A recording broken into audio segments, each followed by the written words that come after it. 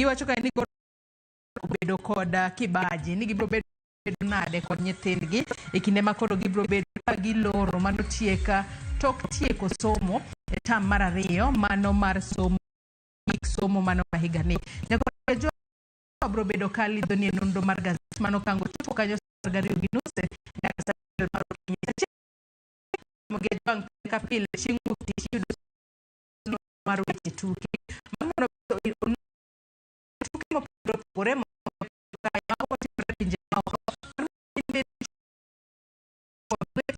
matimo tuke chingu tich bende ijayudo berka itayo ni koda VOJ resayo nyaka sa 4 marukinyi chopo kanyo sa 4 marukinyi abobedo katai e chenro mar mbako romo kama abobedo ka wagoyo mbaka kotudore kod chal mar Kenya kaloni weche mopogore opogore sani koro timore pacho kae jatend piny Kenya William Ruto chako timo mage chenro mopogore opogore counties mopogore kae mano bende nyalo miyo podo medo bedo politically relevant kosango mabobedo katimore mago duto Mugia Jwangi nyalo chako chwalonwa ote pinjo mora kokale na machuo kari 3 kaka pile mbui moro mar Facebook ibiro achiel kachiel Ramogi TV @Ramogi TV kod Facebook page mara ibiro yuda mbui mara mar X ibiro yuda _ machiegni ndo magieti kod weche received 3 adult males who had been assaulted while attending service in church. Sustained a soft tissue injury.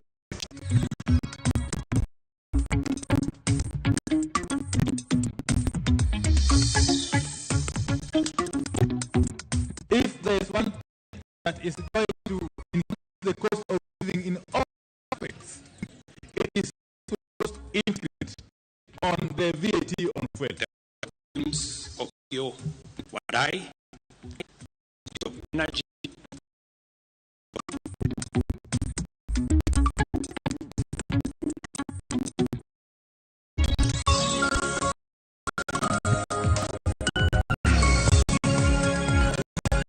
kuna wakati wa kuwa mwanasiasa, kuna wakati wa kuwa kiongozi. Kuwa kiongozi ni kuamua mambo hata kama ni lakini yanafaidi watu.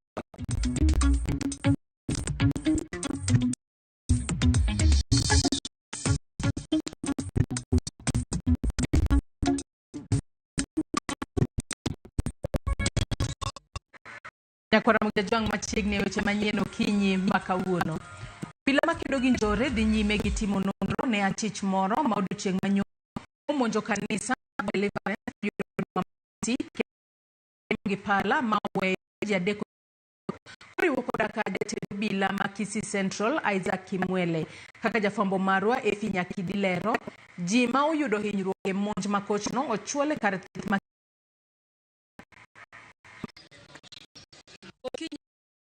Sangwen jal moro ma ikenie diere odonjo kendo monjo jolemo e kinde lamo e kanisa mar Deliverance e boma no iyango dine ni pabith kendo no donjo e koda olo mating makunye to gae do makamano oweyo gi hinyruok marach motingo Makisi Central Isaac Kimwele achiel kuom jogo hinyruok en Simon Ondit mabende nyime gi thieth e thieth and referral hospital. Aliingia abruptly kwa kanisa akaanza shughuli kama mtu anajifanya mwendazimu kumwendea sasa ni mpewe ile shida yake ona anaanza so ile washirika kuona kuna commotion hii washirika watokea ili to arrest the situation. Tulikuwa watu 3 wenye tulikuwa tuna alijaribu kugwaragwara au wengine mimi alidunga Jago mchelo Francis Makoli owatoni woge kendo ne ok ging'eyo ni ne en gi pala gino manowe gi hinyruok mar wich kwa amejifunga tu watu wengi wana uso wake because alikuwa maski karibu hapo sasa nikaenda kuna mimi ananiambia sawa kichwa then watu baadaye akaanza kiwa on the way akitoroka, watu walimfikia njiani, lakini aliokolewa tu na kali. We received 3 adult patients who had been assaulted while attending service in church. They sustained injuries. They came to our facility. We managed to stabilize them, do some stitching, and then they were all discharged. They were all discharged in a stable condition. Obila ogeng'one achijno ka itamo dadhoge mar yango matut gima dibed ni omiyo okawo okang' mar timo maundu kendo monjo ji e kar lamo. Efinyakidi, Ramogi TV. Jatend piny Kenya William Ruto oseyo okang' mar oganda jo Kenya tamruok rwako paro mar chika mar omenda ma higa mar 2024 kowacho ni ne oting'o ber mathoth mag nyayo dongruok kor gwenge ma pacho ka koro singo moko mag neno ni dongruok ne wuoyo e kaunti ma Taita Taveta kama mor mare sirkal ma onyuodo dhoudi ma pacho ka yudo yore mag tieko midhiero Kenya. Ne odiochieng' mar 4 mar limbe jatend piny Kenya gwenge mag dho wadham. Bang' yosi mar lamo, jatend piny Kenya William Ruto noyudo thuolo mar twak gi piny kama nomedo chiwo geno ne oganda makono e wi chenro mag dongruok ma en godo ne piny Kenya. Inakuja mwezi ujao ili kiwanda hapa ya Iron Ore. Tumetafuta mwekezaji ataweka shilingi bilioni 10 katika factory ya mambo ya Iron Ore hapa Taita Taveta County. Na mimi nakuja kujenga ile affordable housing, nyumba 800. Kata kamano, jatend piny oseyo okang' mane oganda jo Kenya mar tamruok rwako paro mar chik mar omenda magana 4 gino mowacho ni noting'o chenro mabeyo mag dongruok ka bende oseyo oganda jo Kenya kuom rakruok gi jobura manosiro paro e bura. Magumu lakini anafaidi watu. That is what we must do as leaders. Ama gani jamani? Na leo tumeambiwa na mhubiri ati kila wakati iko na majira yake. Sasa majira ya kuunganisha watu wa Kenya. Ruto iso yemagi kalma tembele so moya to udiuto pachukino konyo edo yore mag kelo duoko e midhiero ma osebedo ka kwa piny Kenya. Sisi ni demokrasia. Na demokrasia ile, demokrasia pia iko na nafasi ya kuweka above partisan political party and regional politics. Pia tunaweza tuweze kuleta yale mambo ambayo yatabadilisha taifa letu la Kenya. Omedo singo manyo yore mag loso thuolo mag tijene rawere kaka yore nyiso ni osewinjo ng'ur mag kamoti manyo ne gitieko kalio chenro mag ute mane ongio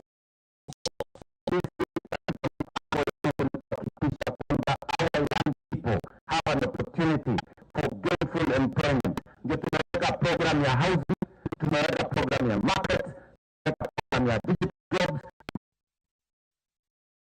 Jatend piny Kenya Rigathi Gachagua osingone oganda jomasawa mar Kenya ni gine sirikal e yo mongirore kirango kwan migepe ma omi kowuok kono.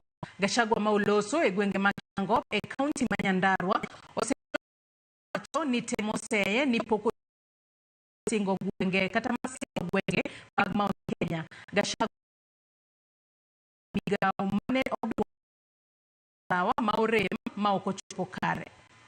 Hata hii wameteuliwa, tuna shida kwa sababu sisi katika eneo hili bado poteza chochote. Rebecca Meno amerudishiwa yake. Murang'a tumepata, Kirinyaga tumepata, Kiambu tumepata, Embu tumepata, Meru tumepata, Nakuru tumepata. Kuna shida. Kanili tumepata. Sasa wengine wakuja kufanya kazi. Kwa sababu mimi kama deputy president kazi yangu kusaidia rais. Ili ameamua mimi kwa sababu mimi ni msaidizi. Hatuwezi bishana naye. Hivyo yale yote sisi tumekubali. Yangu imetendeka na imefanyika. jadiliwe hii imeangaliwa. Sisi Wiper Kalonzo Musyoka ni bura ma bisi jotelo ang'wen mag bura mar ODM elemo mag ten Kalonzo wacho ni osenyiso jod bura mag Wiper ni okang' mar kwedo welo mar jang'wengo ka nying yod bura omedo motegno mar tiyo gi serikal mar Kenya Kwanza. Na sisi na watu wanne ambao wametoka kwa Azimio, hao kusema kweli tuseme wameenda kwa Ruto na wameenda wakiendanga sawa. Wale ambao tumebaki kwa Azimio, members wa Azimio, political parties, Wiper ikiwemo, ODM ikiwemo. Now we want to see in ODM if indeed they stand on their own without the currency of ODM, the party in Azimio. Mimi nimetoa direction kwa Wiper members of parliament, an important member of Azimio. Now majina ya watu wanne ikiletwa bunge kwa kutoa idadi wanaweka pigeni na msikia mheshimiwa Reni akisema no. Jaod bura ma Ugunja Opiyo Wandayi sani ochomo kama udhi lonyo oko lemono kendo mako lemo manyien mar telo ne migawo mar teko kapo ni od bura opuodho gwelo mare. Wandayi oyudo gwelo mar sirikal mana e kinde ma sekta mar teko opong' kod midhiero kod ng'ur makagi kacha moriwo koda ka nengo mani malo mar mauta kod teko sitima. Wandayi en achiel kuom jotelo ma osebedo ka seyo sirikal pek mokwako sekta no. Ting'o makoro Wandayi dhi bedogo kolonwa wachno.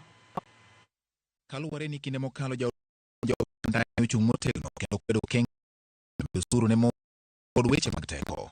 If there is one thing that is going to affect the common person, if there is one thing that is increased cost of living in all aspects, it is this proposed increment on the VAT on fuel. Madam Chair. Madam Chair, we know for sure that fuel is a driver of our economy on all facets. Madam Chair, if there is one thing that this government should do to the so-called hustler, was to cushion the hustler from an increment in the cost of fuel. Bende Wandayi biro yude mayot e tayo migawo mar teko. To ang'o ma owinjo tim? Obiro gima tek no Wandayi dwa dhi implement manifesto ma UDA ma ko believe. And my unless the local night, but the reality is no could be the manifesto.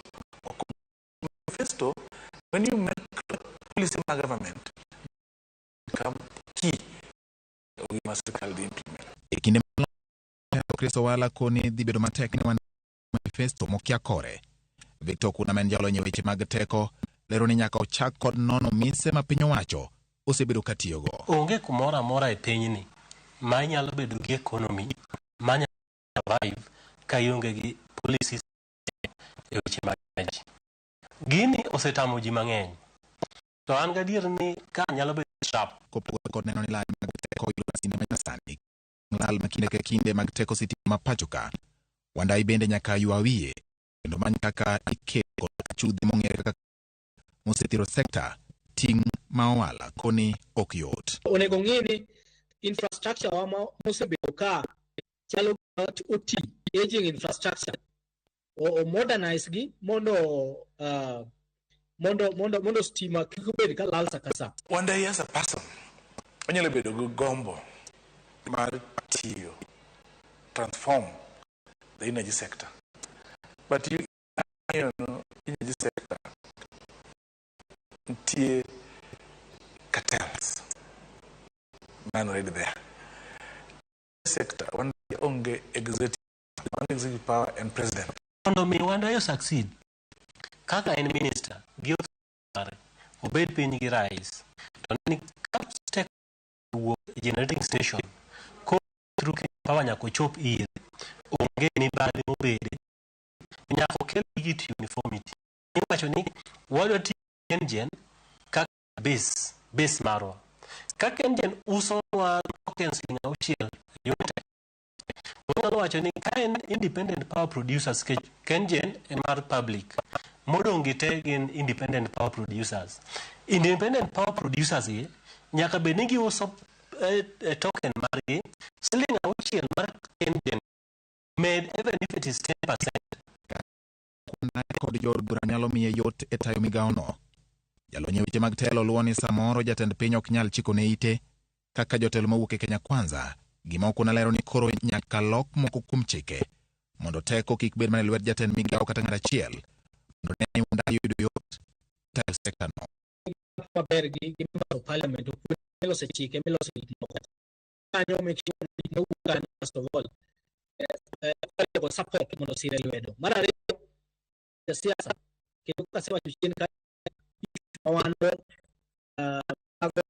governance issues and obeda ne president mondo onyis president vision mare to maj bende gi vision mar president koma kwaya ok nyal bede kitegno kane en Raila Amolo mobedo president to en gi years ma Wandai nitie gik maka department ok winj to nyalo dhi president no jowa gi ok winjo kama dhi koro ogoni gi order mondo ging'e kama dhi sama weni ka gidhi disagreement gu permanent secretary mare to president bro tend to go permanent secretary. Koro petition ma wan go any parliament the amend Energy Act 2019 kaso gi kendo the amend Road Maintenance Levy Act 2012 ni cabinet secretary emanigi authority mar change code. Jolony koni mosebedo kaneno osemiyo kata mauta yor winjruok manong'ere ka ji ok nokelo ber ne jo Kenya kendo Wandai nyaka non mar fwenyo kundi manochuo chenro no. Ji to ji no aparo no pia Wandai nyaka koro ng'iyane maber mondo onyiswa kaka wedo modonjo kanyo gini bende en ka ache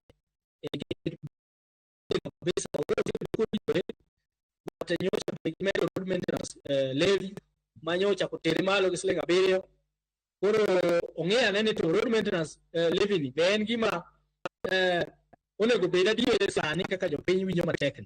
Koro sama ne Wandai gino biro mwacho ni government to government gino ok dhi tiyo gimbe ne giseneno ni sama wakawo minister mar energy ma Kenya ka odhi ng'iewo mafuta from minister mar energy ma Saudi Arabia jogi dhi tiyo kumoro achiel mondo gikwal pesa jopiny. Koro sani tero Wandai ma achiel kuom jok manopingo gini osebedo e sirikal ni wadwa neno ni to odhi balance government to government to bo odhi tiyo gi tekone ma en godo momiyego mondo ne ni ka en government to government pesa mafuta mo ong'iyogo mafuta from government to government otiyo 100% ma embe kaka en Wandai ok okawo siling 10 omede mondo yud ang'o mondo yud kickback. Ka gino mar jopiny neno ni lokruok e ngima margi koting'o fungruok mar nengo mauta kod teko sitima betie jolony koni maka mariek mondo kokel duoko makare jopiny. George Bati, Ramogi TV. Okang' mar jatend piny William Ruto gwelo Opiyo Wandai kaka jatend migao mar teko kod jodonji kaka jatend migao mar omenda miyo fuo kadhi dong' e lemo margi mag opodhi. Jodbura mag Azimio osechako chapni ka imanyo jogo madhi kawo lemogo ma oriwo mar jatend kweth manoka kod jakom komiti marango ka mwandu jopiny PSC. Jafambo marwa Nyambaga mar wachno. Thank you. Mutini mag le osechakore bang' William Ruto gwelo mag jotend moting'o James ma en jatend kweth manoke od bura kod John Mbadi ma en jakom komiti mar od bura marango kod omenda mag jopiny dendo ne pak. I want to take this opportunity as a key member of DM and Azimio. I want to take this opportunity to announce the new leader of minority, Mr. Speaker, the Honorable Millie Odhiambo Mabona. Ramogi TV oseyudo maling'ling mag bura molap dhogi ndong' ne le mariogo e od bura moting'o Millie Odhiambo Mabona, Masuba North, jaod bura ma Embakasi East Babu Owino, Otile Molo mar Arieda, Anwach Mama Dhere, Mark Onje mar Jubilee, Robert Mbui mar Wiper, Beatrice Elachi Madagoreti, Peter Pondo Kaloma Maoma, jok mamoko manie listino. Kaopo ni bunge opodho Opiyo Wandayi, makomyo nono wich bar mar adhayi biro mako ogai mar ODM e miyo ng'ano mabiro tayo lemo mar tend kweth manok e od bura. E kinde mathoth mag jo od bura osewuok oko kanyiso kit lony magin go e tayo kweth manok e od bura. Jogo ma olap dhog gi ndong' ne lemono okoni lemono dwaro chia kod bidhruok mar tayo ganda e gino magikoni gin godo kanyakla kod somo malach. Jaod bura ma Kisumu East Rosa Buyu kalose od bura jo mokalo ne osiro Millie Odhiambo ne kom mar jatend kweth manok e od bura. Ka e thuolono Millie ne obedo aching' e komno ma owinjore obedie mana kod jatend kweth manok e od bura. Thank you, Mr. Speaker. I can see the House is welcoming me because I'm getting used to sitting in minority leadership position. Katodo koni maling'ling moko fungore ni tend ODM nyalo walo Beatrice Elachi ne lemono. Moko kuom jo od bura go manie ODM okoni nyaka losi motegno kendo winjruok obedie ng'ano mibi lemono. Walter Nyabaga, Ramogi TV. Jokanyo mag UDA e kaunti ma Kisumu orwako welo mar jodito mag ODM e tend piny owacho mar Kenya Kwanza. Jo UDA go opuoyo jatend ODM Raila Odinga kuom tiyo machiegni gi jatend piny Kenya William Ruto e neno ni piny Kenya odhi nyime gi jiwo dongruok. As a youth, that should give chance dialogue. Just a thread in the tapestry of many legitimate that were raised or that have been raised for the past 1 month. Leaders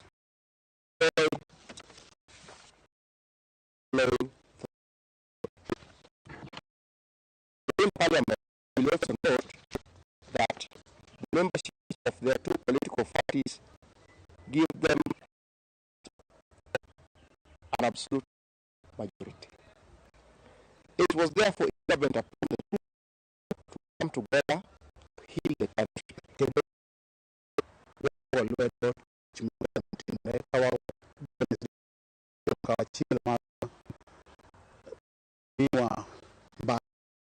Bedo jatelo kata minister mar finance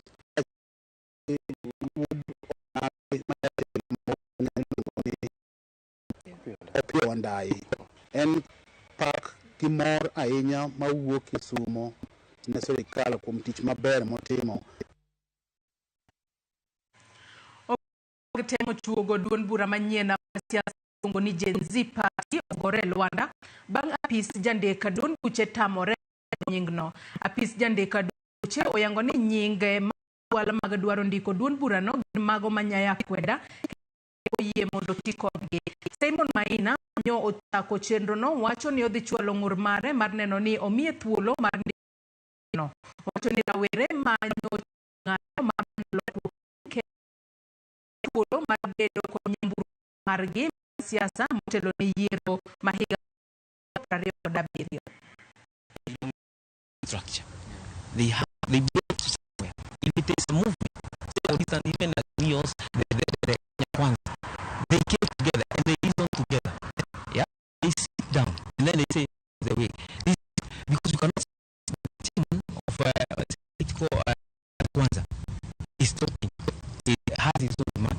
Okay. Then the secretary has his own demand. Gen Z was not inclusive. That is not inclusive because Gen Z, it is a generation. We have many other generations in Kenya. We have people who are not very old. We have older people. We have different demographics within the country, which need to be within a political party. So when you name Gen Z, then you mean that it's exclusively for the generation. That's why we have a problem with it. Kwa mugejo machopo godo e giko mar weche manyien okinyi makawuono we asoma nemo kuom oke pokwa kawo yweyo madundo. Pio, Jagogo Katuma, Wacha Molo from Gogo Katuma, Arujo Ward, well represented, Amor Kodi. Juma Ojuang, Wachoni, good morning, Joyce. I'm watching live Wetland. I can't miss your show all cost. Junge, Wachona na Umaler, CBD Afya Center, Ramu Kamalue, Kachiel Jautili Center, Pachoka, good morning, Joyce. Muer upanda waruka Kenya Dwaroma na Lamu dati lit sana Nyakora Mugiajuanga kumote mauchu walonwa ikinde ko chenro marwa yena mar mondo mi akaw yoyo madundo gisani bange kod nonro mar gazet kikidhi mabor.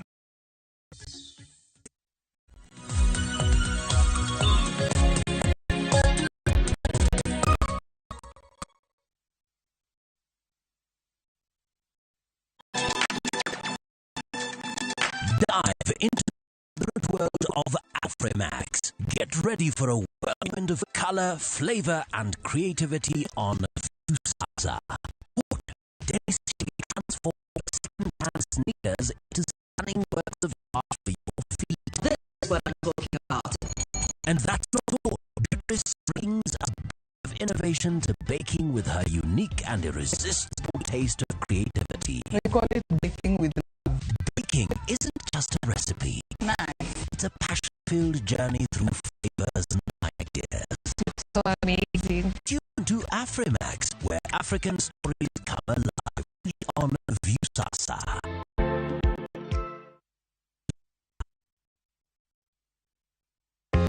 Joturwa. Bedo gi gombo mar ng'eyo kaka cham wuok kodhi nyaka chop kaka chiemo e mesa. Dibed ni dwaro chako pith makelo omenda, koso idwa chako pur mana mar chiemo e dala. Wakelo ni mag chako magi duto e chenro mar pur gi ohala. Pur manyasani kendo man gi tang' mamalo to kelo yuto mathoth. Kuonde kwath osedok matin. Inyalo bet gi dhiang' achiel mar grey tiketa iomone chiemo to chiemo. Mani bel nyalo lokore gi gigo kende itiye pur gi ohala kelo ni jo kendo joma olony e weche pur. Chieng' tich adek chieng' gi dakika 40 kik bai.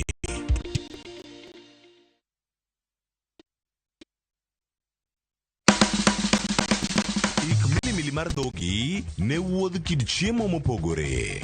Koro kwaketo pi dhi chwakore maber kendo dhi tedore maber. Mok ni wang'e mo. Chenro ka chenro dhialo mit chiemo. Gitedo itime nyaka obed gi suya dhadho mit. Kihero chiemo in jatedo kata mana ng'ama ohero tedo. Tudri kod tich adek juma ka juma e chenro mar tedo gi chiemo gi Jailieta tich adek saa 2 okinyi mana e Ramogi TV.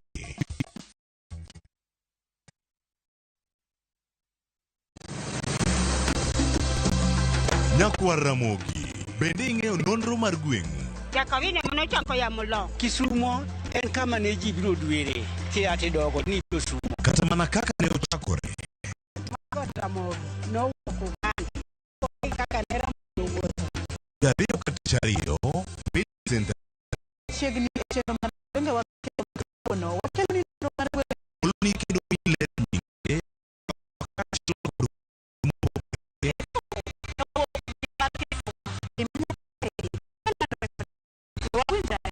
Sade Kutieno mana e Ramogi TV.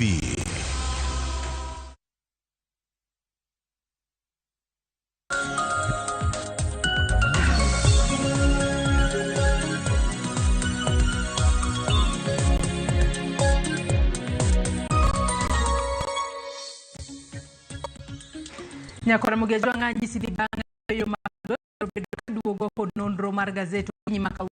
Antere kod Eric Tito mar mondo mi walidni sis mag bigo makauno Eric Tito ichunani. Bitan makare kendo dokero koni Okinyi masana. Enjo ka kanyara mogado chake na Kenya ni kata kamano bende. Wabiro weche mag siasa kae. Kaka mana kaka nopenj Musa, nang mantie lweti, Ruto bende nopenji. Ni ngango, openje ni owacho ni en gi Ludwidi nga ni ela ni nade. Sani to sani wuothe ko mag do kucho mor. Kech nopenji Ludwidi en bende tiyogo. Kao joge moka koro waneno to bidhi puodhi. Aya machigni nondo mar gazet Okinyi makawuono. Adwa nwachak kod gazet mar Daily Nation. Kata bedo ni gazede ariyo gi weche mag miyo pek Okinyi makawuono. Ano ka picha lup jatend piny Kenya Rigathi Gachagua mag Daily Nation to koro gigo ma jatend piny Kenya William Ruto sani koro timo ahinya nyato ka chiedh nade mosebedo kaluwore e paw siasa. Koro owachane ni omanya ne okenge monyalo tiyo godo mar mondo mi oket kwe e pacho kae. Kwachako kod gazet mar Daily Nation Okinyi makawuono nitiere weche mopogore opogore manoko mipeka malo kanyo nitiere kaka koro nitiere kaka akena jo siasa kode jopiny kose jopiny mopogore opogore osewuok oko ka koro gilaro nying mar Gen Z. Gidwaro mar mondo mi gilos duond bura machako kod Gen Z. Gisechako chwalo applications magi kata ndika magi pisi mochung' ne ndiko duond buche mag siasa e pacho kae ka gidwaro no ketne gitenge mano nying mar Gen Z. Kata kamano political parties okwedo mano nitiere gwandruok ma e kind jod bura kod senators ahinya nyako tudore kod mano conflict of interest bill ma en achiel kuom bills mosebed kichwalo mar mondo mi okonye kedo kod mibadhi e pacho ka. Kata kamano mar Daily Nation omiyo pek Kizito Okinyi en kotudore kod makoro jatend piny Kenya William Ruto tiyo godo mondo med kelo kwe pacho ka. Ano ka Daily Nation ondike kae ni Ruto strategy. Usual strategy go twang'iyo ni en mane. No said the gwenge go maga kadwath na toka no se yero jo mar mondo chel kuom joten migepe buch joten migepe pacho kae matinde koro ni oyudo fuongruok moro onyalo wuotho asasa e kor gwenge mopogore kae koparo ni jopiny biro kar makamano anno konye peke it gazet mar ang'wen kaachiel kod mar wadhi it gazet mar ang'wen mar mondo mi kod limbe mar jatend piny Kenya Ruto kama osebedo kowuotho e counties mopogore opogore. Joyce mongadore kuyech dak yani kuyo mantie ulu temo thuthi mar mondo mi owuo ulu manyi ko donje karowere ma matek ng'ane kwego paro ma chik mar omenda bende kata bed no ke paro ma kamano to ng'ane podhi mbele koro wacho nang'o duku dhoth rombo gino matimre pile ka pile gima ne jatend piny Kenya William Ruto nochako mar 2020 kod ariyo emana e gima koro chako mbele ma to kiwacho ni mago mawuok e odi mi ne nyalo lemo mag migawo ka koro wacho nang'o tok mano koro ka wuoth kodhi e gwengo mag kucho ma koro iwacho ni koro mane neno no nyade kumli kin mar Kenya ma dito ma donam chumbi kucho mano jo koro wacho na chaka na wacho namo ni lweti makoro wete ila to penye ne kawo jo ose kawo jo masan jatend piny Kenya William Ruto yudo e dhowath nam chumbi kucho koro en makare nang' iwacho ni mane kisa mare mano chako kucho mane masane ogoyo kaka nchen matek jatend piny Kenya nyicho kete kona moro manchoko nyaluo wuodhe nyaka ne chak ng'anyo pok odhi kata oko kata wuodhe nchoko tim koro sechegi iwacho ni fuong'ruok moro nitiere odok mana kaka notime jatend piny Kenya en jawuoth makata nowach nang'o ni en globe trot ng'ama fuyo gi ndege kadhi piny makage ka koro wachake sani to nyalo bedo no din ne sani koro fuyo mana e piny Kenya ka nikech wanyalo wacho ni okang' mokwongo kende thuolo malach ahinya pok waneno ka jatend piny Kenya William Ruto wuok pacho kae kodhi e limbe e pinje maoko to mane it gazet onogo mane it gazet mar ang'wen kanyo kwang'iyo kanyo Kizito kumondi kanyo ni at a glance mabende nyakwara mugia jo nyalo nene wang' jowi mare kanyo koro iwacho kanyo ni William Ruto since he assumed office mano wang'e ni jatend to ne ogwelo jotend migepe mano e sirikal mare chiko higa mar 2022. Iwacho ni bang' mano ne imbe mano mar ndalo abich e gwengego mag masawa mar piny Kenya mano dwe mar aboro higa mar 2020. Iwacho kanyo ni Ruto iwacho kanyo ni noseyiero Musalia Mudavadi kaka achiel kod Moses Wetangula noyier kaka speaker bura mamalo to ne oyiero kaka jatenda jotend migepe pacho kae. Mane gwengego mag masawa mar piny Kenya. Of kama koro ne ogolo dho wath mano kowuok Naivasha koduoke higa mar 2009. Bang' mano ne odhi ka dho wath kosetimo nugi oneno kako nyalo dhi limo. Kendo aneno ka gazet ni owacho kae ni kinde ka kinde to koro dhi kuro mar mondo mi omed kod gino momiyo mana kako no wacho ni bang' gwelo jo kanyo mano miyo migao mag kunyo mwandu mantie bwolo. Kanyo bende nyaparo noduoko Salim Mvura mano gavana machon mar Kwale kachacha migao mar keto mwandu ko ohala. Koro magi kanose keto gi kanyo to koro bedo kod mijingo mar limbe miwacho ni gin mag dongruok to king'iyo gi tiwacho ni gin mago mag siasa. Koro gendo ni udhirwake makare edo mar mondo miyo choke obede kod mbi moro to kancho obedo kod midhiero. Koro wacho nang'o mane kit siasa ma bende koro go sani bende kong'iyo godo to kochopo yiero mabiro mar higa mar 2027 dhi bedo nade momiyo koro osotiende nopogo gini ing'iye ki siasa ing'iye ne oyudo go resruok ing'iye yo mopogore to yore gi duto kaka ing'iye duto te ineno ka gino ma koro jatend piny Kenya resre godo. Wacho ni koro yudo gimomako wacho ni thotho japi iyudo gimoro mimako minyalo konyri godo mana kaka nasacha jatend piny Kenya koro ng'adre ko iyo makoro okwame dak koro to mar mondo mi owuoge dak mane odonjo mana kaka iyo ko kwame dak to thuth mar mondo mi owuog oko. Ato bende neno kanyo ka tok kanosewa mano Raymond Omolo kaka jago Arita bende ne otimo limbe mane county kata gwengego mag Nyanza ka ochiwo kata opogore mag dongruok. Penjo Rio mawuok e wantiere kod ng'ata achiel mawuok e Eugene Wamalwa ma bende wuok e gwengego mar Kenyero nosedhi Mombasa. Nyalo bedo chano moko kuom limbe monyalo mar mondo mi omeda ne lo gwengego mag Nyanza nikech nyaka sani joma wuok e gwengego jokang' ma achiel kod Opiyo Wandayi kaka jogo ma jotend migepe pacho kae. Kadono dhit gazet mar abich e pacho kae gino mabende jatend piny Kenya William Ruto nowacho odiochieng' manyoro e kinde makoro ne pod entiere limbe mage ma pod omedo time pacho kae. Bathe kanyo nyaka sani koro wang'eyo ni ne okweda paro mar chik mar omenda mano ma higa ni.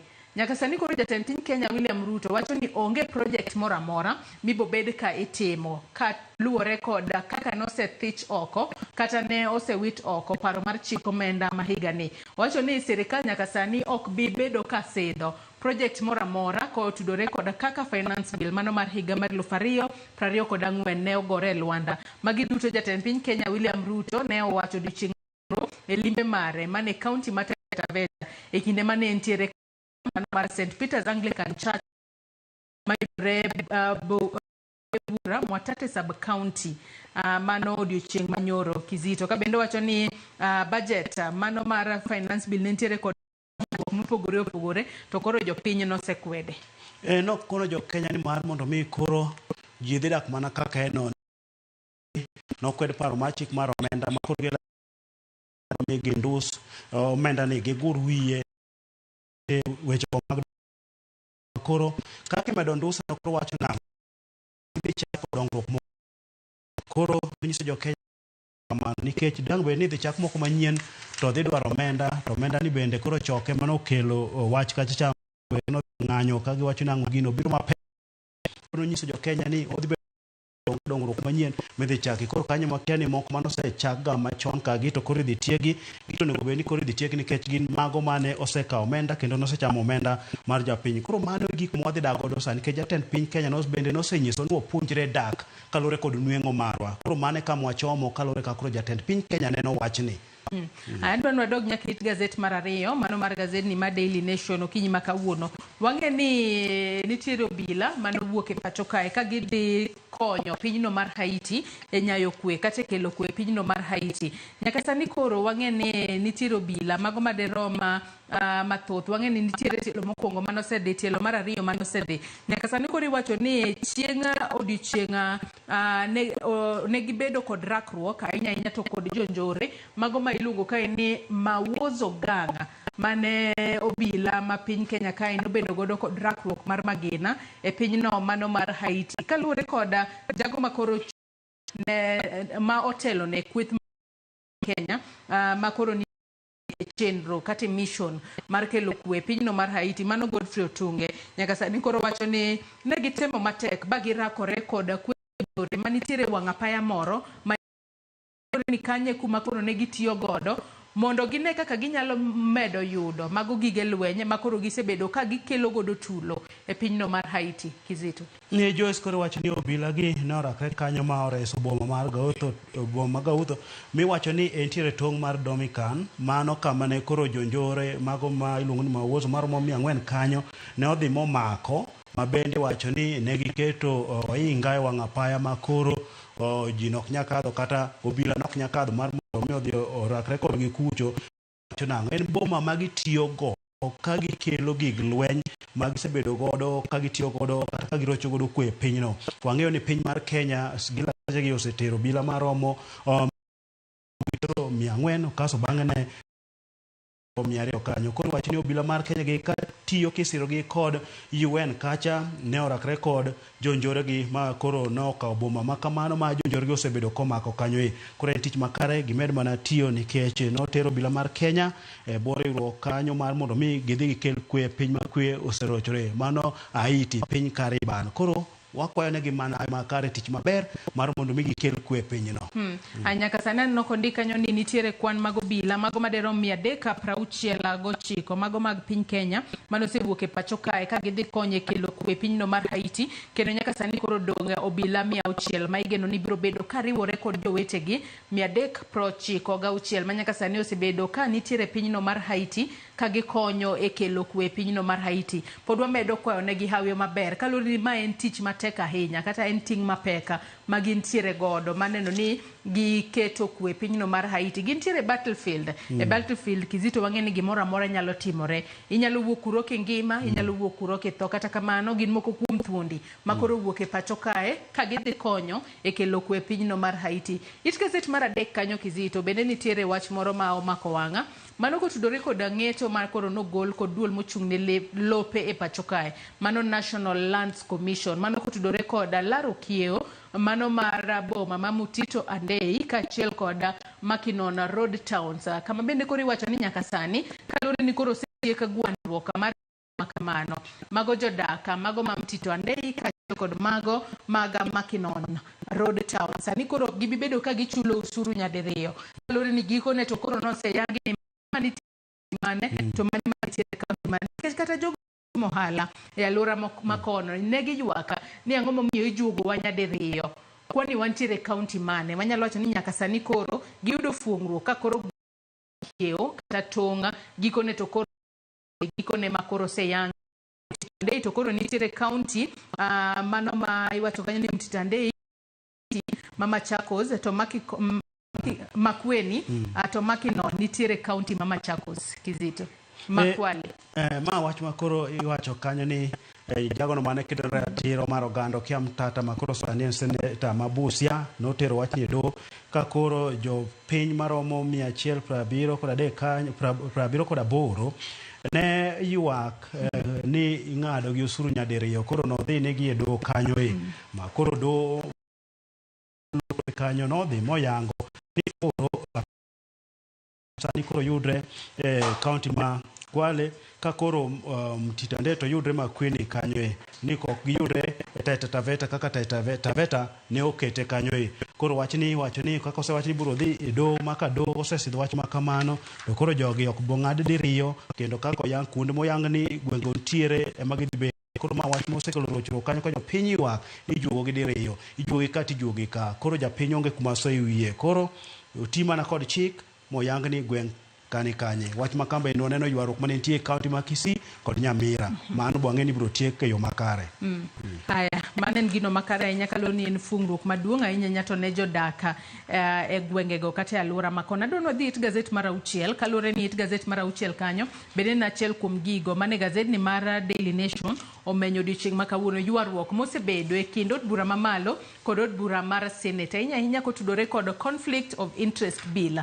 Nyaka sani koro od bura mamalo odagi kod moko kuom lokruok mane oket e bill makamano kod od bura mar Senate ka giwacho ni conflict of interest bill en achiel kuom paro mag chik mosebed ka ichwalo mar mondo mi okony e kedo kod wechego mag mibadhi e pacho kae. Kwa nyalo mana yudi it gazet mar 6 mano mar gazet ni ma Daily Nation. Nyaka sani kori wacho ni conflict of interest bill no ne oktemo mar mondo mi odin rode duto mar jogo manitiere serikal nyalo tiyo godo mar mondo mi tenders mopogore mag serikal gichiwo ne mana wedegi kalore ni mano ne dhi kod chike mag conflict of interest kata kamano luwore kod lokruoge timo chalo ka gima koro giyawo ba to oko conflict of interest bill no kendo koro mibadhi bobedo kanyayode od bura ramo ni oyo duto kaka od bura mano mi oneno ni mibadhi ma en tuo maduong' ahinya e piny Kenya kendo sethiro chenro dongruok e sectors mopogore. Joyce wang'eyo ni dwe ni kare mar Senate ne odhi manotimo lokruok mathoth e paro mar chik mar conflict of interest bill ma ne gichiwo thuolo ne giyawo rot mar nang'o jatij piny owacho nyalo kata yudo rak mag piny owacho kata wedege kanyo makoro ma wach mane kane gisekadho kanye timo lokruogego ne odong' ka bende nowach nang'o koro odwa ng'iye nang'o tiyo od bura mamalo to dhi kawo wach ni nade ma bende aparo nowacho kanyo ni od bura sani dhi pingo wach makamano kaluwore kaka ni wach nobiro tok ka od bura noyudo matek e kindego mane gikadho paro mar chik mar omenda to bende mana kaka nowachno kaka wachi bende koro chopo ni od bura koro wuok tung' mosu od bura mamalo koro wuok tung' mosuo e wi paro mar chik makamae mano ma yawo thuolo wacho koro ni nyalo yudo rak mag piny owacho pingo wach makamae go be ni koro ng'ano matiyo tij piny owacho go be wene thuolo ma jo Kenya moko oyudo orage mag piny owacho. Kanyo bende noket ranyisi mag governors mag jo bura kata governors mosemakni ga bura do ma itudo kod mibadhi miwacho nang'o ne giyawo kembe mopogore ma kembe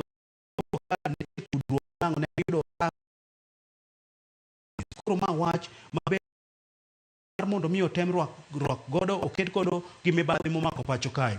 Maduol makedo kod mibadhi ne oseyo od bura mar Senate kuom timo lokruok mano kod yawo rot maduong' kendo dhi lweny moseket ga kikedo godo kod mibadhi koro duto gi lakseche koro watero wach ni ne od bura ma koro ging'iyowa mondo mi weche kachiel kod mibadhi timre mana ka koro yawo thuolo malach nikech tie jo piny owacho bende koro nyayudo thuolo ma piny owacho. To tudore kod mano kaluwore kod gwandruok ma koro mienjo e kind od bura mamalo kod od bura mar Senate nyaka sani koro od bura mamalo kaachiel kod od bura mar Senate biro bedo ka loso komiti ma biro bedo ka oting'o jokanyo kwan maromre mag jokanyo mawuok e od bura mamalo kod mano mar Senate kendo koro nyaka giket tenge pogruok manitiere kindgi e kind thuolo mar ndalo 30 mabiro. Bang' ndalo 30 kata ka thuolo mar ndalo 30 orumo kapok gichopo e winjruok moro amora to mano biro nyiso ni ondika ni grounds mag bill makamano ibiro bed kata bill makamano koro ibiro bed ka ikiro oko to mar mondo mi kendo duoke biro bedo ka kawo thuolo mar dweche 6 to ang'e ni dweche 6 te ahinya to kotudore kod weche mang'eny nyalo ahinya kawo migi thuolo makamano. Adwa wadhi e gazet mar 7 mana mapiyo piyo mano mar gazet ni ma Daily Nation mano kotudore kod kaka registrar mar duond buch kata jandika duond buche ma pacho kae nyaka sani koro gisewacho ni giseyudo applications mopogore opogore. Ndika ni over 20 applications ma koro giseyudo kawuok kuom jo Kenya mopogore opogore ka gidwaro ni okan negi mano nying mar Gen Z mondo gibiti godo kaka duond bura kata achiel kuom duond bura mabiro mane higa mar 2027. Wang'eni nitiere jago moro kae miluongo ni Simon Maina.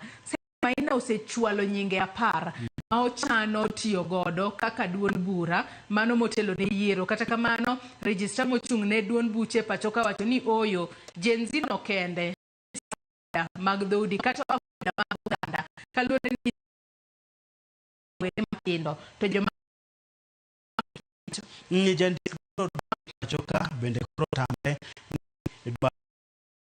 jogo mano dhi mondo mi orit negi koro tamre kanyo nyinge kanyo mana mago mag Gen Z 20 gi noter tok ng'anyo mane ikwedo godo paro mar chik mar omenda.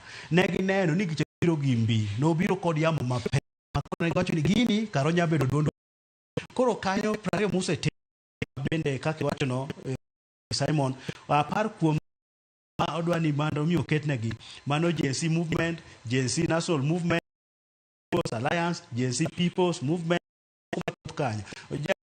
Ndik duond od buche gi nowacho nang'o ni duond gi chakre gi Gen Z to ma koro kelo kwe kaka luwre kod chik ma kelo nying ma riwo oganda koro ma nende ka mana karo jende kende koro weyo jogo makwachi ok gin ojende gin jok madongo koro mago ne owacho ni koro kanyo Joyce Nyaparo kaka duond od biro higa mar 2005 to kan kod wach mar loko katiba mano miwa ranyisi mar machunga nobiro kod mbi mano piny katiba modwaro piny dwaro mar loko nodwaro piny kano selware piny mbi mano biro godo nomiyo jomoko nodhi mano ndikne gi duond bura ng'at nodhi ondikne ODM Kenya ng'at nodhi mondikne ODM ka koro nochopo kama tek ni Raila giri koro dwaro duond bura Daniel Manso mar Kalos noringo gi ODM Kenya nochuno gi gidhi manyo Imanyara nomiyo gi ODM kamano kaka ODM bende nobiro koro jogi ne somo gini ka wuok kuom ODM koro Gen Z ne gidwa ndikne gi mana kaka nondiko ODM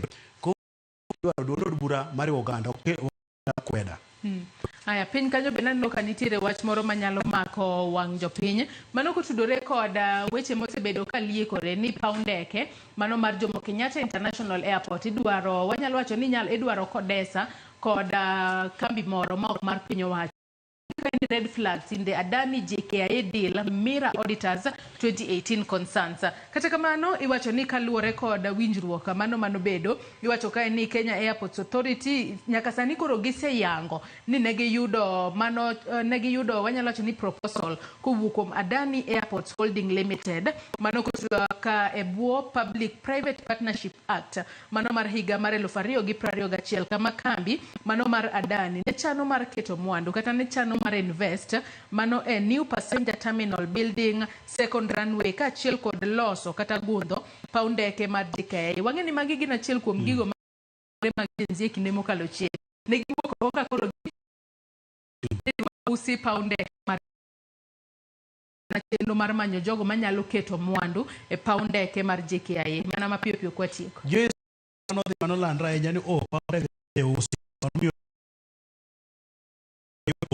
geno wach matie mana kaka sewacho mawuok e piny mar India noro kwayo mar mondo mi yudo rakno makoro gidhi gero godo kar piyo ndege machielo kachiel kod bero kata kongo alap mar ndege mar sani e paw ndege mar piny Kenya ka osebedo ka okel duoko makare wayudo mana lal koro mano bende omiyo seche moko piny owacho ne ng'iyo wach makama ni seche moko wamiye jok moko teme berego koro mano wach mosekelo ng'uro kanyo ma jatend piny ende kata Musalia Gadi jotend migepe nowacho ni ok use ni kano bedo be ni da use to nyaka odhi okadhe ka oparo mar jopiny matere nyaka od bura kochop kanyo koro jopiny bende wacho nying mar piny gik makelo ne piny pesa mok nyal bede ka ni uso kamano koro giwacho ni ok en use en mana ng'anyo manyo ng'ano manyo keto bed maber okel duoko makare adwani wang'ia ne mana mapiyo thuolo marumo machinglo moro mako wang'a tieko it gazet mar 11 mano mar gazet ni mar Daily Nation. Machinglo makamano kwa nyalo yude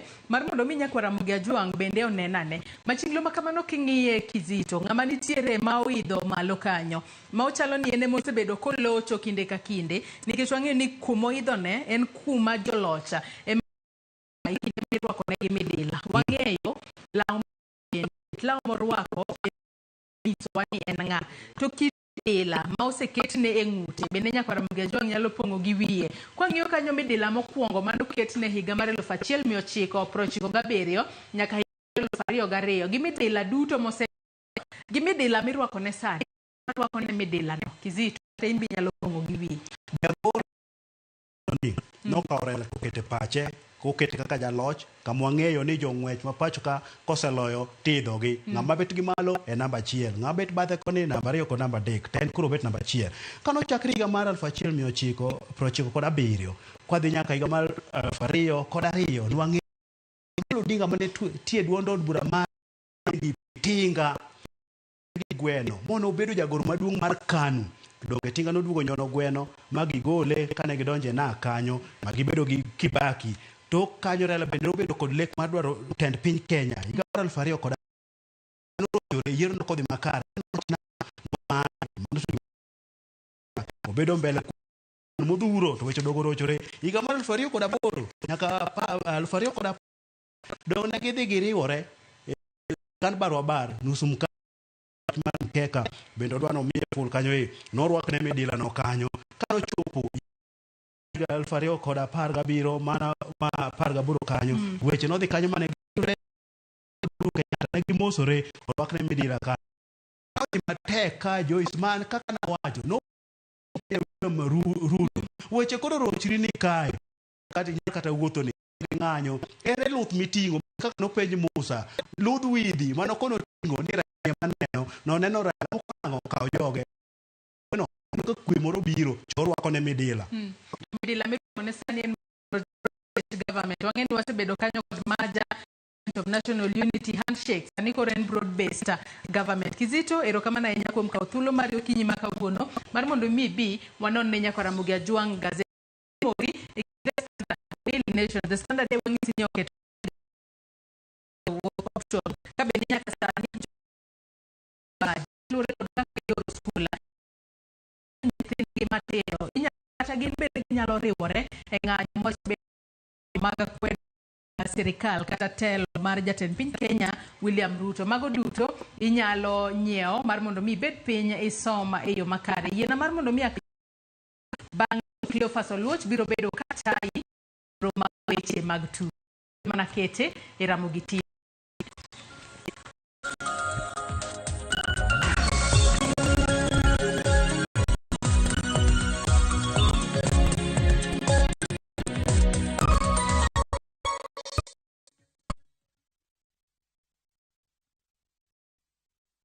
Have you planned the kids' August school holiday yet? Do you want to from the hustle of everyday life? During the August holiday, give the kids the holiday escape they'll never forget. Take them on a wild adventure to captivating bush destinations in Amboseli and Samburu.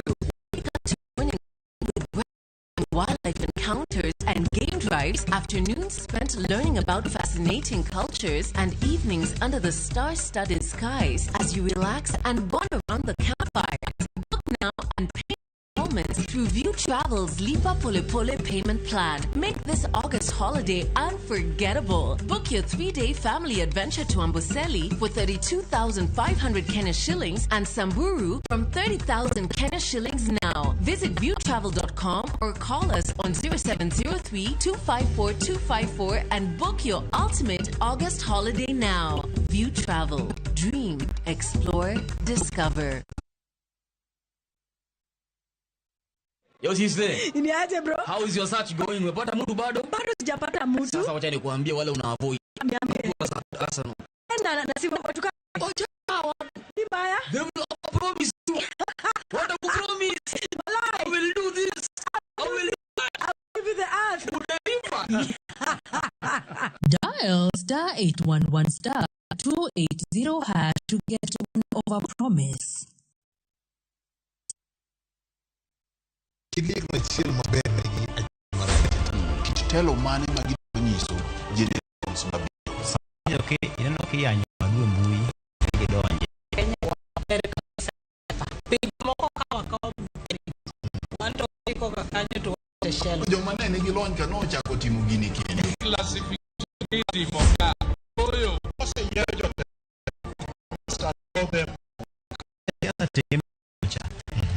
Ber mang'at kapapie tekni to lokie patan. Janya gimbala ma iro duono machaka bedie. Mantie ka IBC okadho palo commissioners. Kaka nene wokti sario ikbai.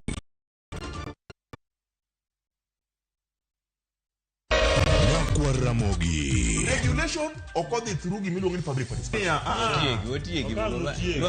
Be ikori mar donjo matut e weche madongo e Uganda wa. Mibadhi ma wuok e NTSA ng'eny seriously. I have to say this. Wanono weche siasa kod weche mamulo ngima jopiny.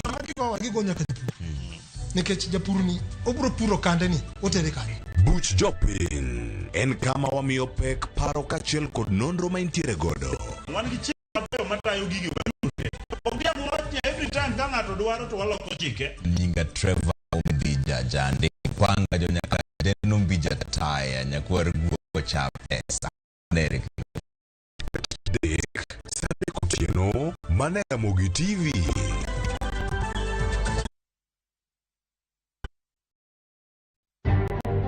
Bende isebedo ng'eyo gigo matimore e alworani.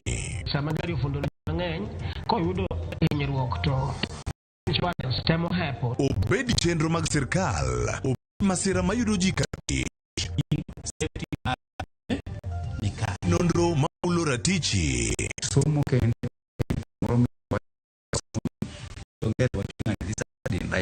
wuok tich ka wuok tich. Iro curriculum design o change e chenro mar rameny piny sa achiel gi nus Uganda lunya ka nani wanya bedo gi Uganda jo kagi monjo ben gi winjo kuomi kai kelo ni dia okeyo kwa jango atwa bye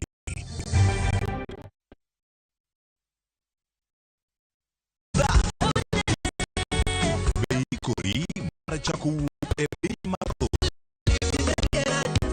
Tumbe mane oloko tieng' mang'eny. Fwenyo sigendni wende mag piny koda sigendni mayudore e wendego. Ngoma wake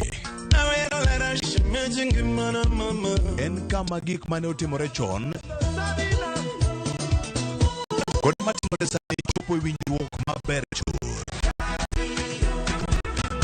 Ngoma owake wuok tich nyaka tich abich apar odhiambo. Kik bai.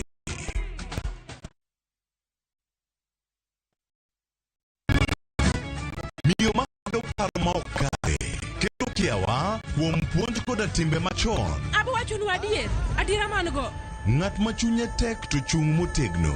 Ber ahinya ka ng'ato chung' gadier kata ka diera mochung' godo no boterelo. To gik musiko timore e ngimane miyo bedo gi kuyo kod penjo mang'eny. En ang'o marach kodi? Penjo ng'ama noketho gimoro amora.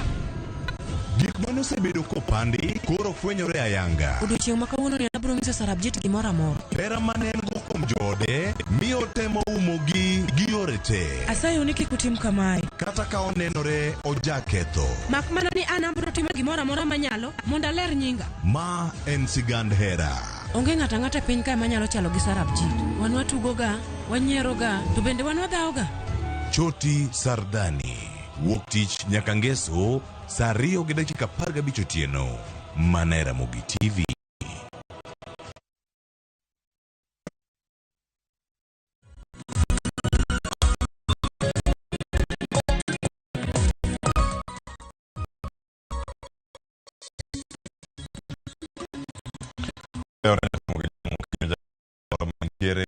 Weekend rabora weche mag tuke wacho kage matimore biro bedo weekend gik mathoth biro katimore tuke nyakora mogo nyaka kono mantiere kod kar mondo obede kung'e osechalo nade bende ochako kama tim mar Kenya Mashujaa nochako wach mana ka gichako to gitieko wacho ni gichako to gitieko e thuolo mar 9 mano e chung mar jotuk rugby mano mar rugby sevens mano kama ne gitieko kacha ka gintiere e pinyno mano mar Ufaransa boma Paris kama bende tuke makamago dhi nyime odiochieng' magano chieng' tich tim mar Kenya dhi bedo ka donje piny mopogore opogore to ahinya mano bang' timbe moko bende rem timo maber ahinya kaka nigeno gidhi chako kata kamano mago matimore e pinje maoko to gin mag jo Kenya ma bende nitiere oko kuro mathoth bende otimore pacho ka chieng' Tich otieno ne nitiere jotugo mago maduong' ma pacho kae Premier League kata tuke ma season mokalo nyaka sani gibedo ka machal kala odhi no kiny makawuono kachiel kod weche magiero makoro ogai mar FKF Nick Mwa bende koro salano ni yiero timore ikok chanade kata ni klepe kawuok kanyo be nyakoro moga jwa mana mondo miwa makoni ni weekend morumo ni tugo ne otugi mago osiep madhi nyime timbe opogore to ahinya Manchester United notugo kod Arsenal ka gintiere e piny mar Amerika kendo Manchester United ne kod Arsenal ariyo kuom Arsenal penalty ogogi 4-3 donc koro puoch gi pak ne Arsenal puoch gi pak ne Man U ng'ata chielo loyo e pap ng'ata chielo loyo e pap sa penalty karo picha choma nyakoro mo jong machiegni bedo koro kanya ka giko abedo kae kada nono weche mag tuke kan gi welo ka nyinga Cleophas Oluoch jagisumo kanya kwa mo Kenya ka sango machiegni antiere ariyo an ka kod TM Willis Odembe kachiel kod ka TM Ocho mabende watiyo ka Kennedy Ocho achako de awre kendo machiegni kawuono ichewe machalare. Okay, erokamano Clau. Mokwongo en nago erokamano Nyasaye kuom nyaka nowuog nyaka kawuono. Odok erokamano. Then weche osebedo kanyo malach joga nini erokamano weche mag pile wan gi game wadhi duto wan mariwa ka go ma wadhi amor gi kanyo nikech timo nyogo tima ma idhi e tama chielo.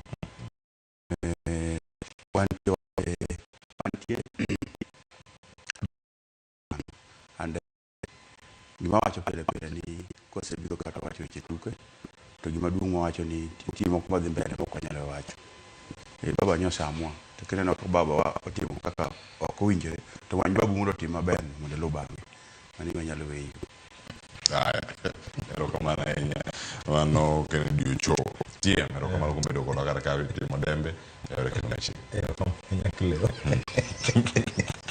agone Nyasaye erokamano momiyo kendo chako dogo romo wiki rabora but be kanya wuoka marach nyogona simu ni nitiere achiel kuom aka ikwa joko ne wito achiel kuom lindo Nyasaye kamkwe kwa dhi pira aja Nigeria wacho Olympic Manyiri nyolowa gi Brazil 1-0 kendo nyoro nyochako lowa kendo 1-0 gi Spain keche jo Spain nyoloyo game mpira moro kanyo Fall Classic but mane kaka mpira en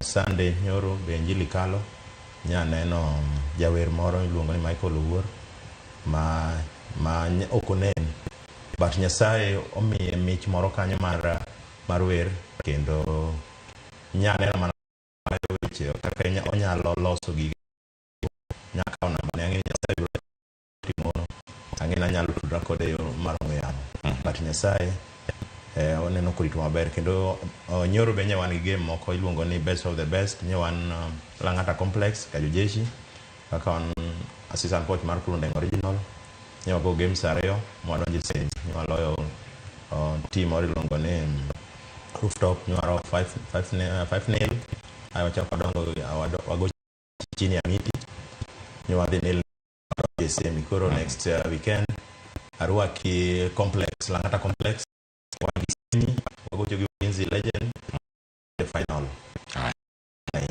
ngana ngamode go final ki ko gona dara lowru gonde moko matin ulola maro moro ngata beach ng'eny kanyo ng'eni nyo wan gi Odhiambo Blackberry nyo chiwo assist ang'wen ma ng'ato achiel ma iluongo na Kenga ma nyolo ang'wen go en bochako wacho ni koro achiel aparo ni ng'eyo Odhiambo Blackberry odhi maber maratari kamano nyakoro muke jwang mago mathodhruok ni machiegni koro dachako kae kod twak chieng' tich abich otieno nitie pichni kanyo minyalo neno kaka oganda ne chalo jotugo ne nyelni korwako sude morwako sikete bende orwaka dress mabecho nyakura muke jwang mane kaka ne gichal chieng'no nyakura gintiere kaka giber kaka zema katayo chenro makamano jakom mar FKF bende chiwo osimbo opogore jok mantiere kar kanyo mondo mi omigi ane puoch gi pak iwacho ni kuom tich makare magisebedo ka gitimo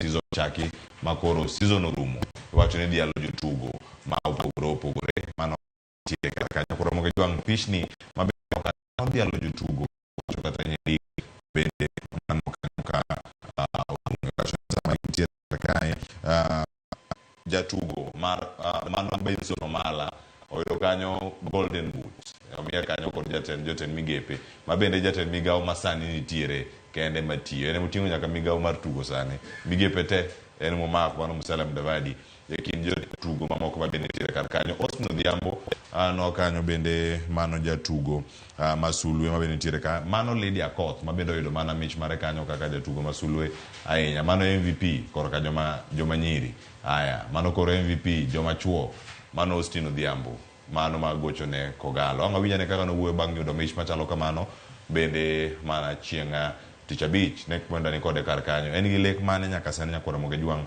kotenore kod tuke gi duto mano kama gintiere mano Austin Odhiambo kod osimbo mare iwacho ni mane kama mane en Ballon d'Or mar Roma Pachuca iwacho ni kama intiere nego losego mago bende kaka jo Kenya wabede kod ng'eyo inyo kanyo kocha mar Gor Mahia bende noyudo kocha maber ahinya e season mokalo mano Jonathan McKinstry kata sani bende ka osewuok mano ma odhi sani nitiere tim machielo mano ma The Gambia ka en coach mano mar national team mano makono achiel kachiel to sani bende nyakura moge jwang e kind joma moko manoyudo kamagi dwa bed gi machal nade mokwongo kaka noik chieng' machalo duto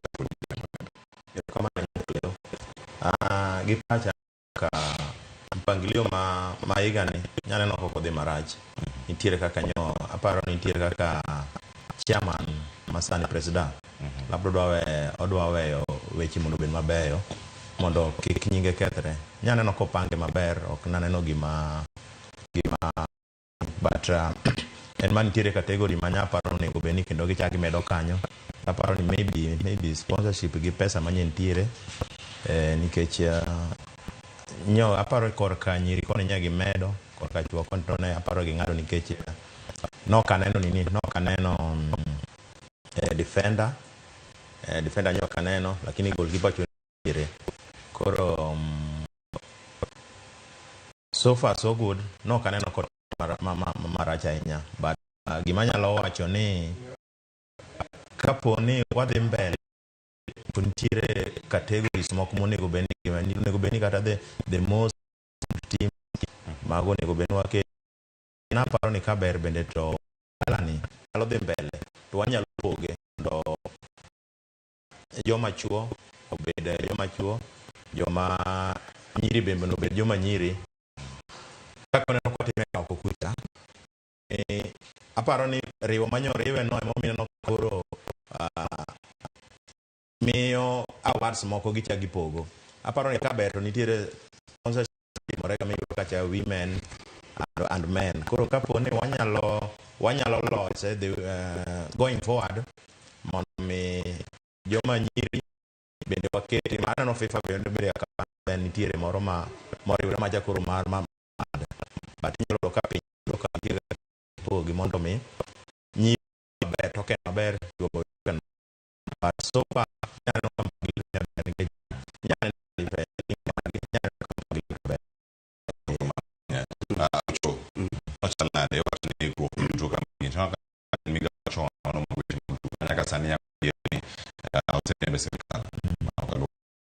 lendo makoro setim jumbe ariyo mokalo kod jatend piny Kenya mana kawuono Mwamba nitie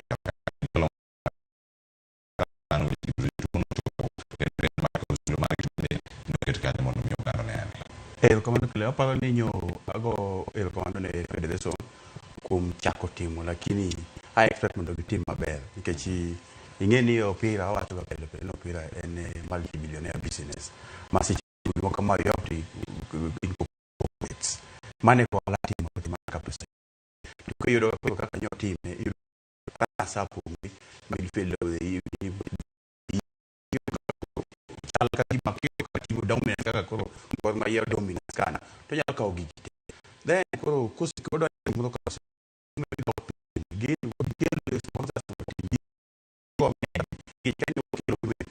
women team seche mowuok kucho kichago en tie fan ko FIFA direct for the women team achaga pele pele ni kamwere wa gi joma mine gi en amuchari kende lakini opira ka gin gigo pichi gi tombo picho lakini seche ko eno koro most one player Austin Odhiambo chungi lady ngato parent ma chiege ko so ji ko understand koro waket gigi mondo wapogo pira en gi fund net o manye gi sponsor gigo tika kuje ki chawacho ka pelo pele gi chike opira gi mondo lo ko pak ne go maya kungolo nyangwen mo ka ogite ingende gi kel other contenters at least do you the moko kado do kata ma nini matasi amoro bang jagondwa cha nyoto ber Kevin Mondi nyo wuok gi clean sheet apago chiko mago piche migoyo kacha cha to gengo iwinjo koro kada kando chako mie namba 2 tido ka koro competition nitie nikech ere kaka ibiro gi ngato ere kaka gi come up with number 1 do nyaka ben ne ngane ngano piem to ngane wuok number 1 nikech you cannot make a choice from a choice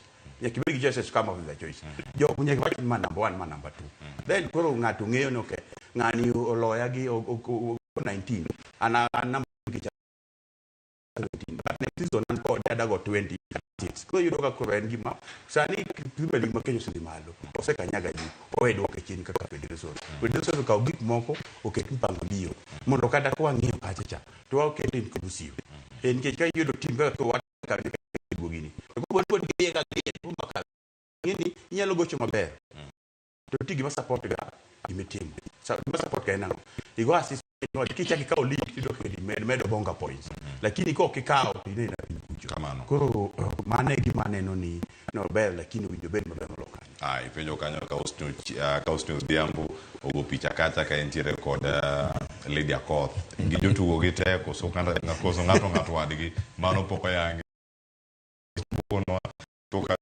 bikate kono kamano wacho Tokyo do otembo mar jatugo wacho ni Masulu ene norienya ahinya season mokalo ko tugo gi club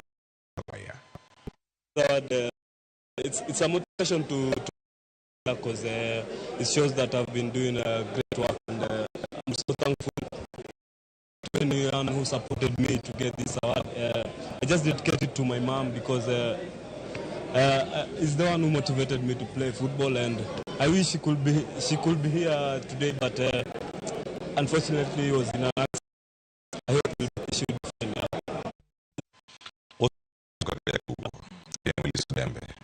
And Mitch Manya watching and well deserved. So it's a bit okay. Isini Austin kwa ni na nyisini Austin mana password margo maye nyalo bedo password mar RSB ko medo mati skillful o nyalo timo gimoro amora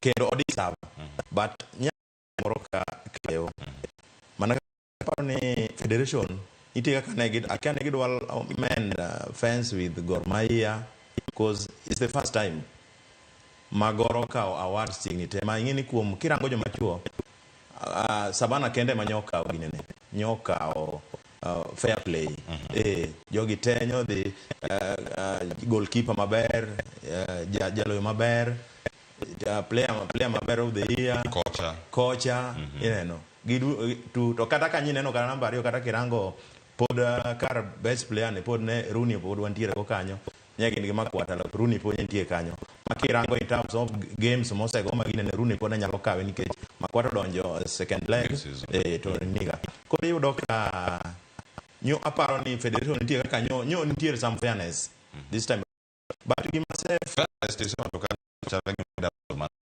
gi winjruok ma pono se monge diere kai de be can favor fairness no do abedo independent ingeni gi kira nitie gik ka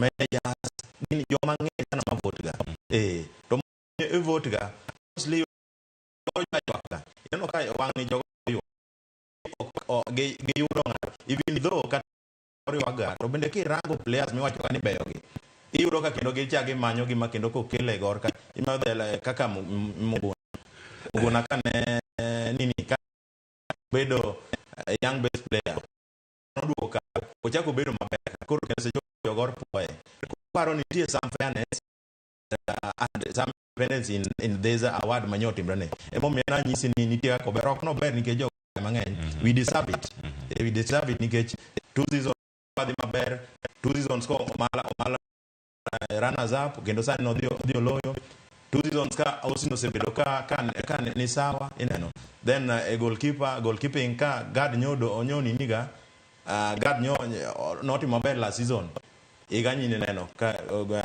games apar go chik ma ja goal reso ma onge kamolo clean sheet mano we deserve it. So aparo ni we still need more, but Austin aparo ni nyo chope anyone ge player moro chon gor dano ga Azaro eno go mpira kuwuotho no pass no chiwa ka osegero Malindi mbele ilo tomo ching Malindi the late tomo ching Malindi kacha to wan gi the late pro mbele kacha to wan gi Sandolise mbele kacha en wuotho go touch ticha kiduoko no go touch ticha kiduoko ne mane kama nyanene Austin kaka nye gocho maparo ni joma nyoni machiegni masani nye maybe nyalo pime gi maybe Khalid Aucho kata Baba Kizito then wan gi player mago talented player mo talent mana ka bawa ticha ingeno nego beni ineno kaka kineno majuku ayudo ka ng'ani biro nyaka seche gi family mare neno kaka bendo bo wacho ni mama timo most manyo da den nyo min gi ma nyo ogine omede mijingo mar mondo otima be kamano ingeni nyalo paro ni ntiere owad gi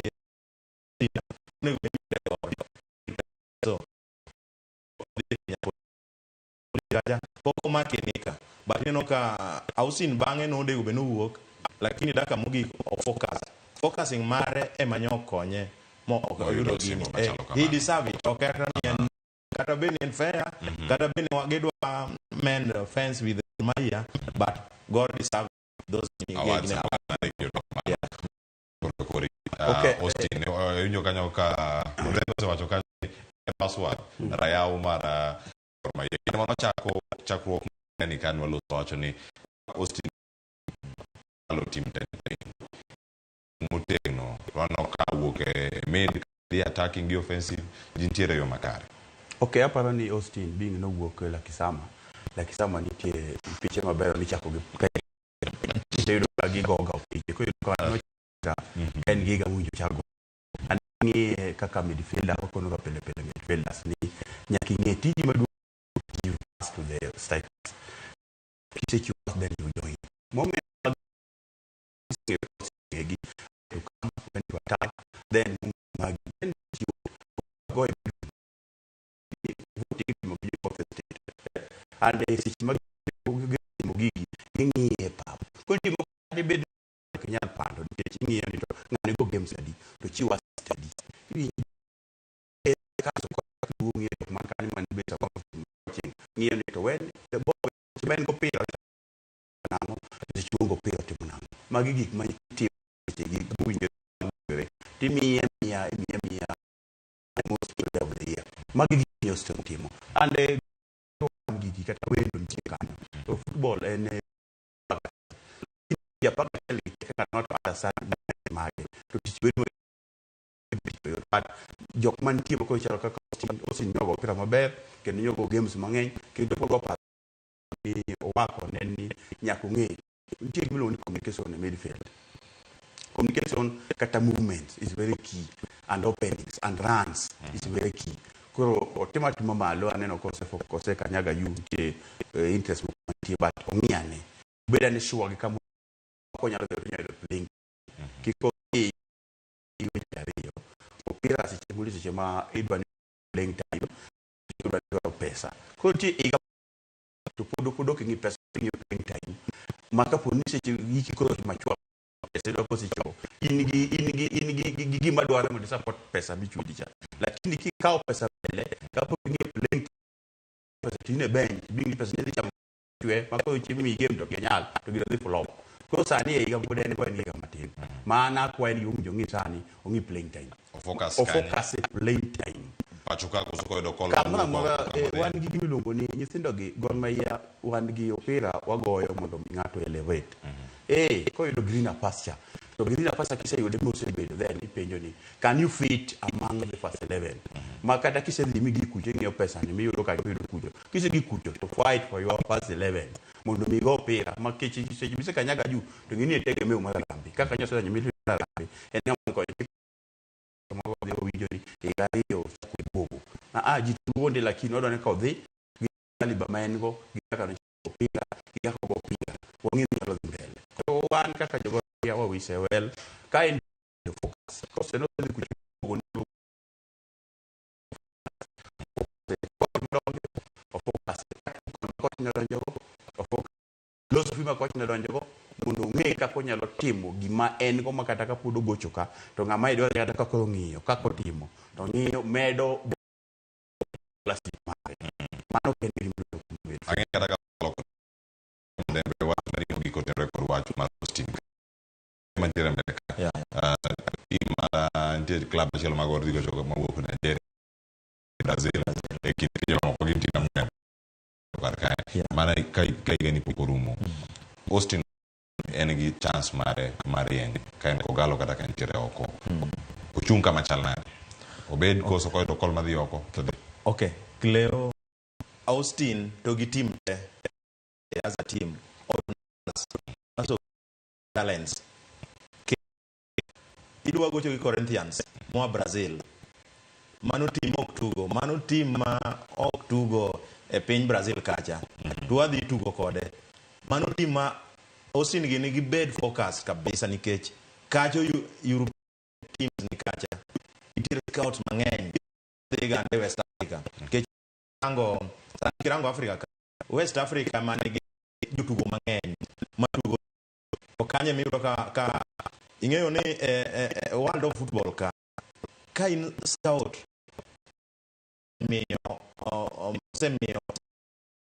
players mabeyo ibe nitie ka confidence ma in ngata ma kori kel inene mana matin ka Cleo to wang'eyo Cleo to jo pira no nyathimo no kwa yani agent misekelo kora paro ni it's high time Austin focus to ka ikidhi oko o yudo nafas kendo to dhi oko to kaka nyo osechako dhi moduogo ya podo beda focus matin ne nikech gimio kaka poni South Africa but akwayo mana nini Austin mondo me gima gidhi go kacha ikorangi nikech ngini kabira ka kunyo jo wacho biraka ominya ka 23 years ochako medi bonus after 2 years matu 25 kuchaga kori go mpira mar biashara so jasa margero flats training ni nyaka 25 years etido no chiwe koro jako mi marmondo iso kesi wani but ko chako amko jomo 26 kori mani so gero jak nyo geche flats read family mari nyakora mogejwa nade kinde montiere edula tigoyo michi yudo bende ndadhu mar aduna marompa to ka okang machielo nyoro nitie tugo mar Toyota Cup 2024 nyakora mogejwang igoye oko ka en tugo kinda Chiefs koda Yanga yacho ni kino kitugo megoyo kod pap mopong gi jotug gi jo era mag adhula mopogore opogore ipere piny Kenya wadhi chopo kacha e yo machal nade. To mae wach ma Austin Odhiambo nawacho kotenore kod ngima mare Gor Mahia kinde masani kod mabiro ne dhi chalo nade. Kato bang'e wadhi loko tanga waranga ni yiero mag FKF. The boys are ready for the challenge and have trust in them. They've been with them all those seasons. This is the time that the boys need the fans so much. So I believe the boys will do it, and I hope the boys will be with them. The most challenging thing in the team now in Gor Mahia, I think, is the quality of us players. I think we have to change our mindset as players and start competing at the high level. I just think the quality of our players, we need to change it. En weche mawacho mangima ahinya mana gik mana wacho kanyakora Mugejwang fans un gi thuolo un e jotugo namba 10 kod 2 ma untiere oko kar kanyo tugo dwaro kendo un bende nyaka bed machalo kama kata kano jotugo bende gida compete wach mangima ma Austin Odhiambo ocho kanyo ocho mana matina yenye wiye kanyo wigi mawacho no de wachna de mane paro mar adier mantiere oko. Okay, aparo ni opira bing ni gi chikene fans ko nigi tije gi madongo sane pap ande winjo gi time to the latter to winjo gi time kan tie opira nigi results adek so tie win and lose gi tenye in home kata in away to wa gi result gi ke jok okelo gi results adek nigi gi kelo ko bed ni wana ni wan ni kupono no lowa ka buono to piny rumo koro wa bedi di papa neno ka automatic mo ni gi man to ready mo di koro fans will be ready mondo wadonju kwa chieng' mogocho to wadonj kacha chon to watitiju mondo wamiye moral mondo wang'e to collect maximum mondo wang'e kata kwa ng'en koro wana gido to kaka manager kacho na anda fans tema Gor Mahia ni wagugu pa isiba kwa ni let us communicate no nyo savana temo kele jo savana ka kelo financial support but nigi golo basket kata nyane ka kimala yo siyo monya mugino zaidi those are the communication fans dwaro wadonje pa makabuno nyayo ni ewa boka basura report ndo pesa no donje makama no also ticket kama gima kama nigi timna jakanya namo timna ko prema bizo sekala gi pongo pa dwaro mane gimo wadwaro pero kama tie mana mapiyo kanyo mondo moloka na kae which most of them watch Cleo o wacho gimoriere kabisa kendo wacho nyaka koro wacho players kaka fans aparo ni fans mag Gor Mahia ong'loko pa ni perform idiro gi kompira mas biro to then second office mober mpangilio tu ingeni kwa ikiara inyalo mugiya kaka onego beno chako sani piny masani onego beno chako rango ni ka game tie weekend wan sani wasechako bedo gi ticket in fact onego beno bedo nyaka ge gine ticket mason game ma Arsenal ni jio gine yot ose book papte inyalo mna paska kusip ni mo de London kusip ni wacho ni bana ka okoma ni ose pom koro magi gik monego beno atim wan wachako timo ingini Real Madrid gini sani giseto ma Ferrari gisero wako kamoro ma gise identify player moro ma gisechako chulo gise loso godo youth team ineno wan sani koro pod struggle youth team sani nyalo yudo ka sani ni nyaka ngor gochi kore ka get collection kore ka miyo chualo moro Real papa gabi bang juma chiel is very unfortunate gima nini owacho gima osino wacho ang'eno office to kodwa wacho but office bone korwa kanyo onego beni one fans wa change our attitude toward the team nini office nini change their attitude and the fan nini and players mono jotugo kabisa jotugo monego beni change attitude nikech kada lwenyo simu kuwuoga yuro jotugo makel nikech nyathio sani okinya yudo kan tie goslo tiyudo ko gigocho ma ok adwaro ni mondo gi adjust the nini the form and system mondo mi ejupogre gima ng'eyo ni sani wan wadhi bedo tich matin lakini wabro dhi kanikecha sani wat transition nitie matimore office nyalo wuok kata nyalo bet wan gi coach manyien, technical bench wan go manyien, jotugo manyien bende donjo. Ausil bende koro seche moko ibro yudo ka sani gocho mare mang'eny, odhi gocho ko focus oko. Ineno, sani koro kodhi gocho no odwa morowa. Okar sani koro odwa gocho ko moro jogo. Erokamano. Odhi gocho moro ganda koso acho mondo ogocha mondo mi o enjoy tugo makamanya kono mo jango dhi chalo nade ikine mbiro karka season manyien ka chako dwe mar 8 odhi bedo kama moko ne achiel kachiel waloko tanga gi twak mano mar yiero dai kosekalo ka 37 tok achiel wadanga yiero mar FKF karakanya kora mo jwang nyaka sani ogai mar FKF Nick Mwendwa ne loso kod jofambo kendo mae e wach mabende ochiwo kotenre kod yiero mabiro kato bange asobni penjo ma waketo ni kawuono e mbui magwa winyane mongo loso kwa kura nataka kuchaguliwa anza kukuwa ready kuanzia kesho kwa sababu hakuna kesi kotini zimeisha. So, if you want to continue with the good job this gentleman has been doing, anza kutayarisha pesa na anza kujipanga. Kutana hapo chini mwezi wa 12, 11. Thank you so much. Wacha ni jio pede tamne koso tieko ni ngono ne od beni doke e debe koso an ka cho koda odebe agi kono ka tel ka to mai penjo magero ni bui semia kara achak gi penjo loko tiere yero mara FK gi ko mari ok mage ma peace ro ne kote mo gore ula sa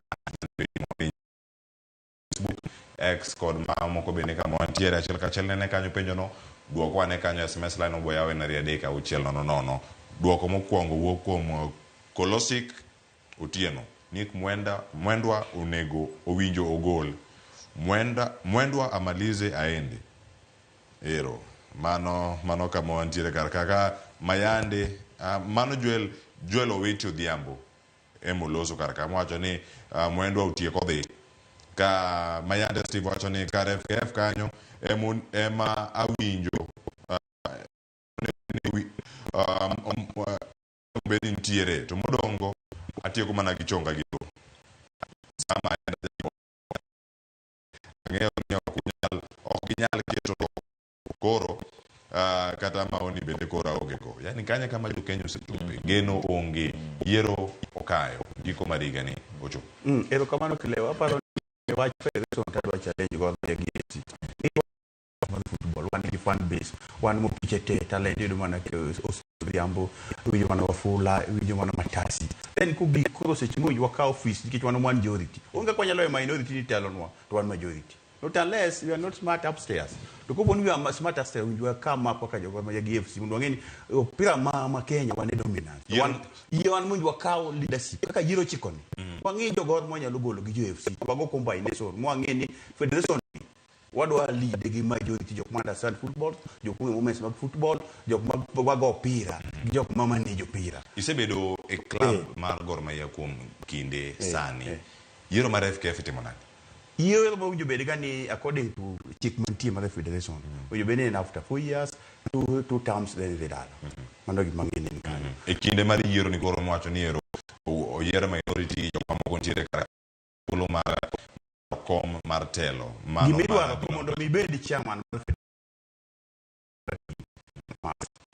then okinyalo contest to gimanega kata mang'iyo ni look at Kariobangi Sharks nyoche kuna body league kanyo ma chairman ai bedo chairman mar federation biro gi goodies mo ko kata chairman mo mar FC okawe kata ka mar Gor Mahia mo to fan base wagi wanyalo yudo kaka okrite gi job nikech gin magi kaw time gi mag dhi pap gin magi kaw time gi mag go pira gin magi kaw time gi mag management to wan wago bedo penyo ko understand gimo wan go meten wan e niang to kemit niang sani koro wacho bo bende ji dhi yiero wa yo mantie men mantie to gi women mantie teams ariyo ma dominance e fan base gi mondo wugo ko mondo wakaw ni majority ko wan majority to wakaw seats wa mapema mondo mi wakaw nikech kendo nochako but gimoro timo maber nonega super sport notiyo matek ma super sport odhi kech nwade 18 gimoro amora mibiro bedo ni kete kama iyude maber kech opira ka onge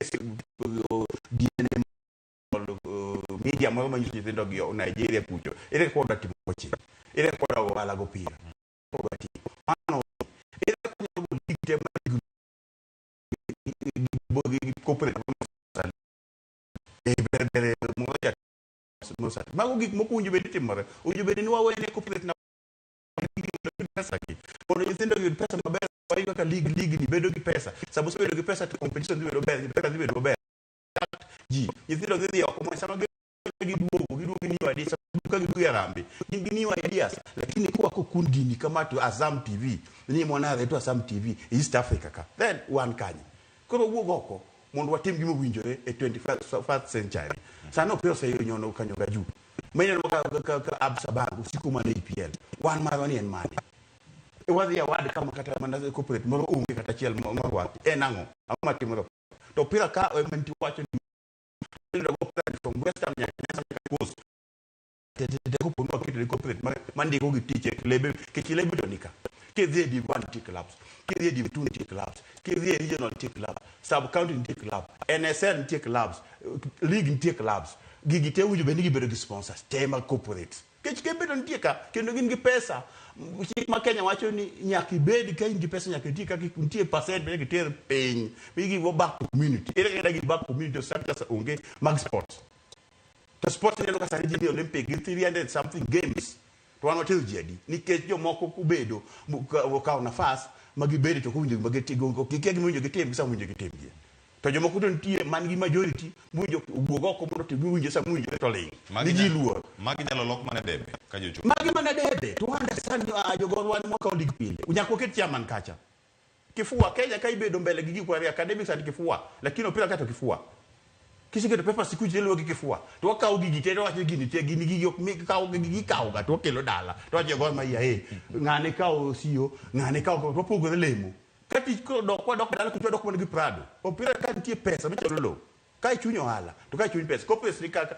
Royal Media kan ntie pesa ni unjute sports to mondo mi ngado lo structure maber kaka pesa ni dwa trickle down to county league kucho otamre ni jimbedo but we are coming kakene wachake ni kileo wabiro to wabuchopo malo ka chieng machiel to bonyiso ji winjo jotem gi samo winjore tie modem uyo kanyo ni en academics gi thorax wato ni utesi gi mag somo kod ngufu acha ni ngufu ne mantie adhula ka yiero ka ngufu kel nyalo rocho yiero buche bene ni kod sio wato ni onge ango onge buche mane do sani sani kirange to wach mare mar wacho ni yiero chopo kendo waro muru kocha dobe ni en gi paro kata geno mar doke debe Cleo ingena sebet asego nyaka asetimo lobbying ingeni football ka is about lobbying to isebo the nini kama romonade anase osachako vote more around 2000 dalo Levio Bondo gini to nitiere kaka kitime matinde ni a team kaka chon yudo ka team kaka ochoka ma iyudo ni iyiero timbe nini adek representatives adek from teams a branch to ugolo jatendu chairman nini jomodongo then nitiere bende clubs ma bende golo ji koro kanya brudifa ocho matini kijana sebedo kanyo chung to poka chung lakini asebedo gi joga bedo ka gine kanyo to nitie gima bendo chowach mar ne jogor gi FC onego dhi kanyo Cleo ne wapenjere ni jogor mane masegoyo ginyalo maber kwa chopo managers maber kwa chopo national level wakongo waranga our standard sawa wanyalo kaw league or kaw league aneno njo ka ni wang yo kaw league tik mane ikech osane wakaw league to chal ka gima mpangiliwe kata wan manasane wan sponsor mantiere mar gorka pok waneno kikete mesa pok onyiso kata mesa ka wan stakeholders ni to mae manyokel mae motim Cleo pinje maoko sani senge maber Manchester inge maber ni family Glazer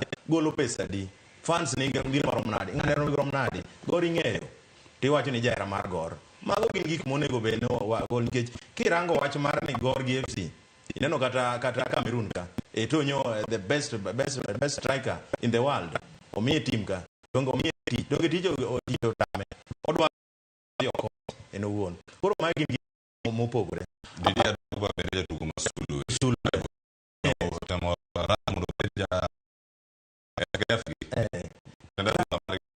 kata kirango FIFA jok makawo gigi ok gin kata mana jo chairman nikech chairman odhi bedo mana kiwinjo cho wacho ni odhi kacha gi mentally ni ojagor ni en odwa dhi konyo gor kacha ok idhi ni dhi konyo gor kacha idhi ni dhi konyo federation mondo oyud bed gi goodwill ineno goodwill mar jija it up that goodwill mag our fans and our nini and sponsors macros aneno winjo ki ipenja wach mar nani Nick nango mi wach ne kwa debe ingeni kileo bira kani nyalo nyisi mantiere gi mosudhogo from almost 19 gimoro yani 2000 sana kuro jako bedo active 2000 ka ne poden KFF nyaka sani the same guys in fact ani ne karakter gi magni gi paro ni gima ginyalo nyisa ka to ana ng'eyo nikech asewuotho makata Nick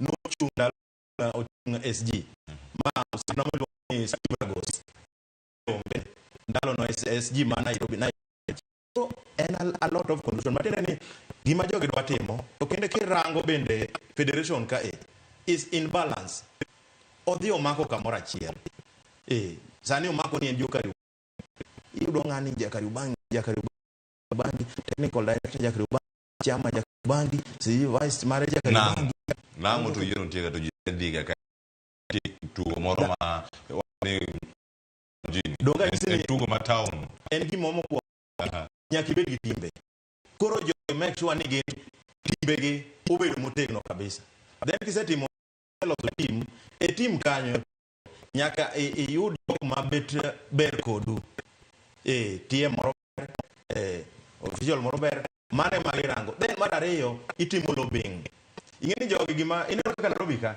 jogo sigangi maber ni Islands emanitie super power in terms of mpira kuro gi make sure ni Islands koni iseka wase tap wan gi timbe moko kara prangwen majia deka yo magi digolo kacha bene nyaka be jowa ka giduogo Westlands koni Westlands koro en bati nasiba en karata ni aje mzae mane makori gin watim nango ineno koro mage gik Cleo federation ni neno karaka dhano se lose hope neno kata nini kaka neno ka dhano wuoyo yo se lose hope koro paro no nego beni ana nyalo mna kwayo stakeholders ni wangni wadhi nikech ingene sheria moro ni ka Cleo mama bende neno kata jowa madoko dwa chung nuka Solei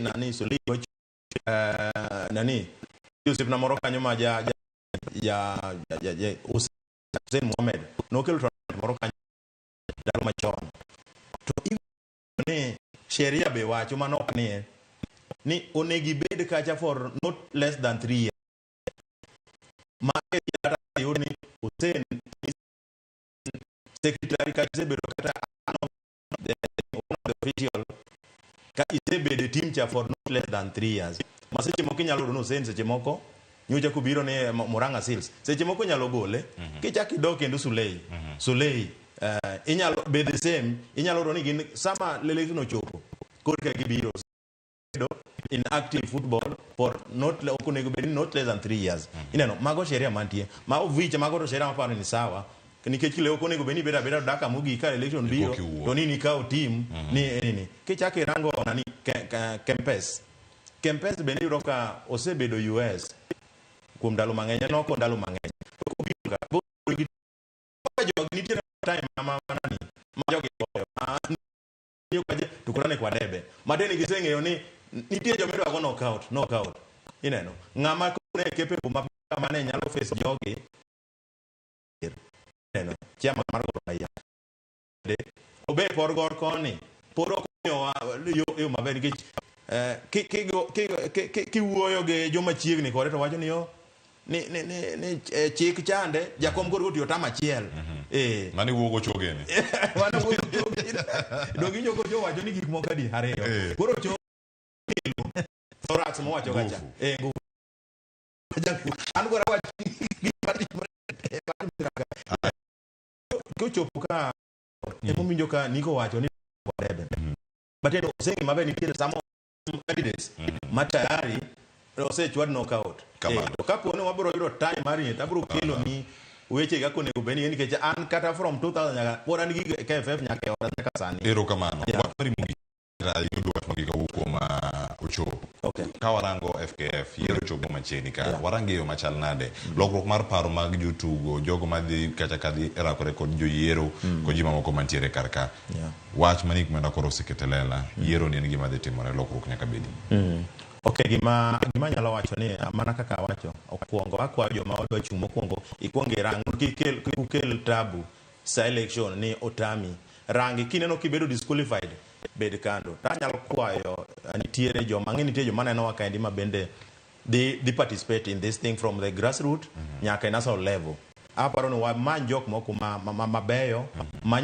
manyalo tiyonwa mondo your sponsorship and whatever neno iwacho game mar Yanga neno game mar gi Chiefs sani matene ne Yanga sani koro sego atwa to mago club go mago wuok e federation nikech ene main clubs gi koro ka federation ok ber clubs bende ko timo na gik moko jua kali koro anyalo kwayo mana stakeholders ni mondo this time round hata ngine okayo nafanya ngi okasebedo active on that nini but ana sebedo ka yiero ga but wayier jomoko mabeyo grassroots ka mondo yier jok mabeyo madhi bedo mbele kucha mondo wayier ng'at manyalo tayo maber erokamano ahinya wach mari mogik ochopo kanyo timed na wach paro mar tiyo gi pesa itiyo gi pesa kitegi mag yiero aparo ni gimara confederation ni ka gitero election gitero election no technical election yedo election mo keti process maber not an event election is an event is a process to timo maber chike mantie mondo lo chike go ing'ama dwa chung kata Nyasaye no tiyo gi yore ariyo kinyo kaka Nyasaye nonyuolo Yesu e piny nonyuolo Yesu mokungo bedo jandani koka no okowa jogi kana nonyuol Musa kata cha nonyuol Musa mobedo ka kingi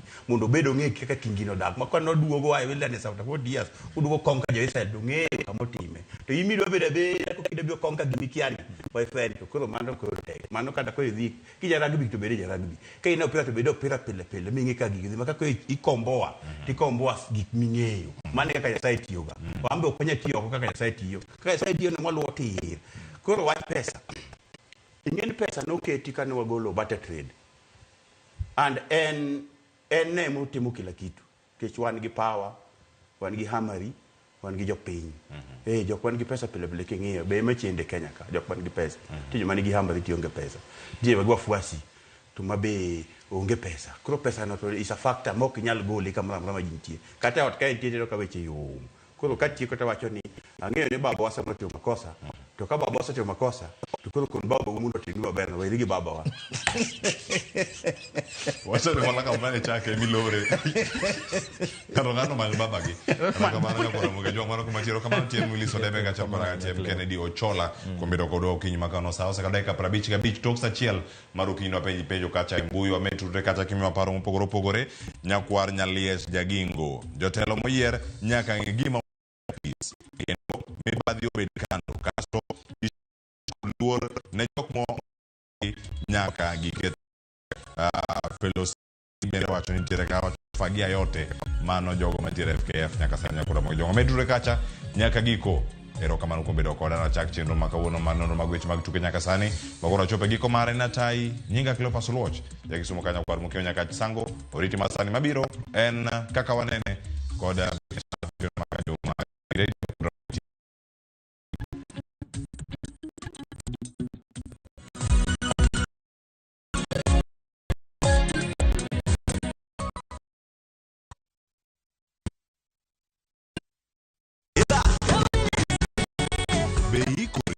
mar chako wuoth e piny mar thumbe mane oloko tieng' mang'eny fwenyo sigendni wende mag piny koda sigendni mayudore e wendego ngoma wake En kama gik mane otimore chon koda matimore sani chopo winjruok maber chuth. Ngoma Owake wuok tich nyaka tich abich saa 10 odhiambo. Kik bai.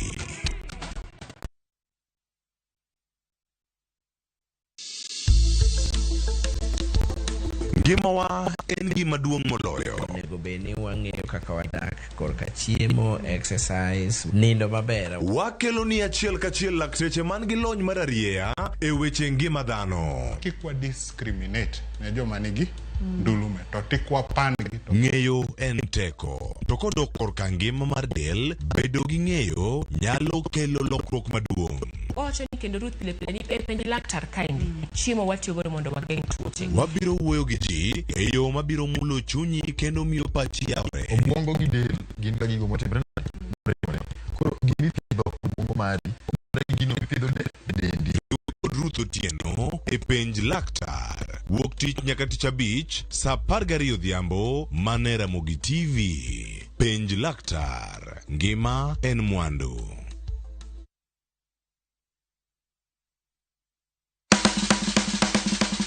Milimili mar dhogi ne wuodh kid chiemo mopogore. Koro kwaketo pi dhi chwakore maber kendo dhi tedore maber. Mok ni wang'e mo. Chenro ka chenro dhialo mit chiemo. Gitedo itime nyaka obed makare gi suya kod ndhadhu mamit. Kitedo to dwaro ni ndhadhu go duto te mondo owinjre. Omiyo kihero chiemo in jatedo kata mana ng'ama ohero tedo, tudri kodwa tich adek juma ka juma e chenro mar tedo gi chiemo gi Jailieta tich adek saa 2 okinyi mane Ramogi TV.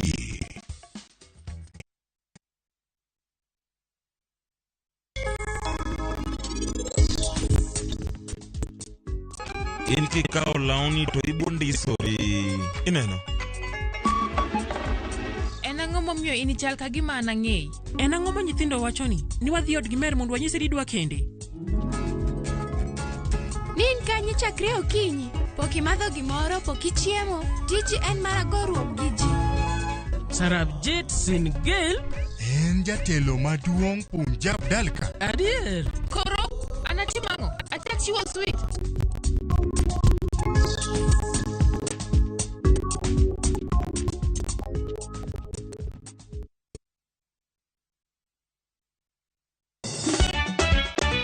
Tugo koro eka iye ochacho.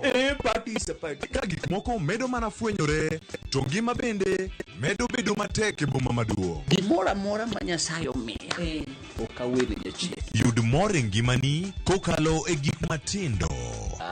Onge gima dwaro bano chiel chuny mokete piny wata. Yani monyako chia kod osiepene kachiel kod joodgi. Kata letre jiere e lak chogo.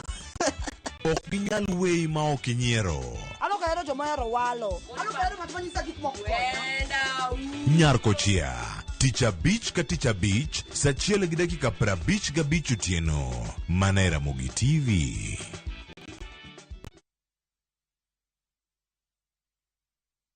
Nyakwa Ramogi ne gin ji ma elach kane giloso oganda ne chiko itgi bende kalie weche ne go kot kamoro kacha nogoyo. Asa madwa wacho macheto go kot to jibiro te.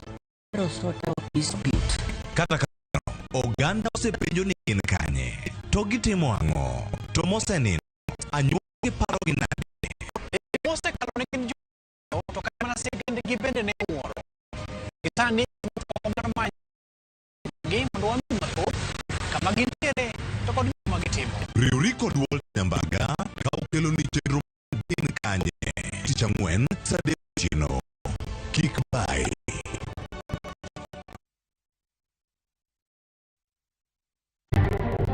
Bende isebedo gi siso mar ng'eyo gigo matimore e alworani. Sama gari ofundoro ji mang'eny koyudo hinyruok to kata insurance temo hepo. Obed chenro mag sirkal, obed masira mayudo ji kar tich.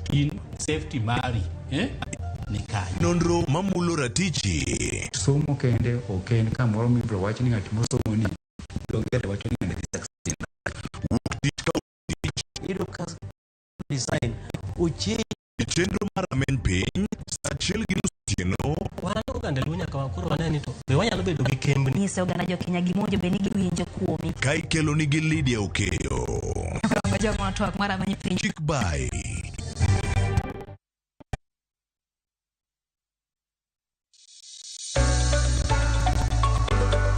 e piny kae, tije mag andika manok kendo e okang' mamalo.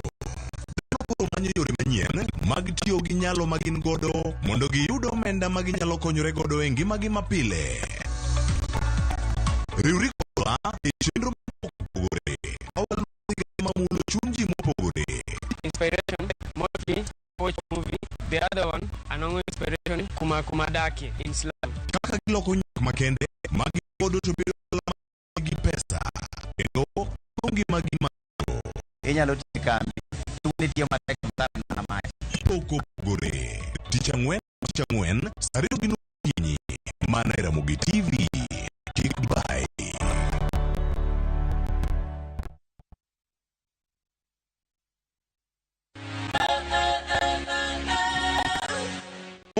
Rito mondo watiko di wuoth mopong' gi mo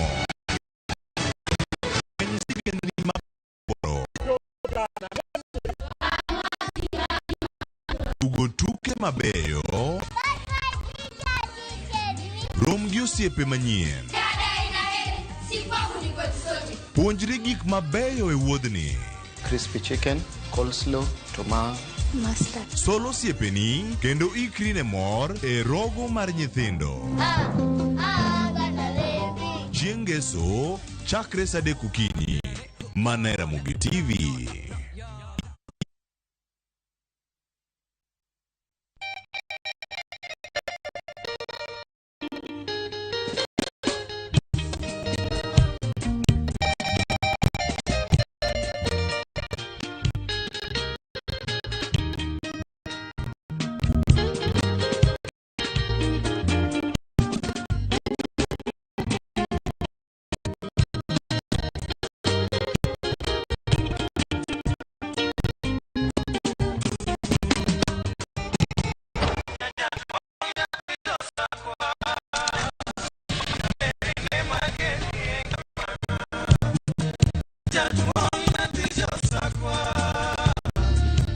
Radio Ramogi, Cartoon Jaluo.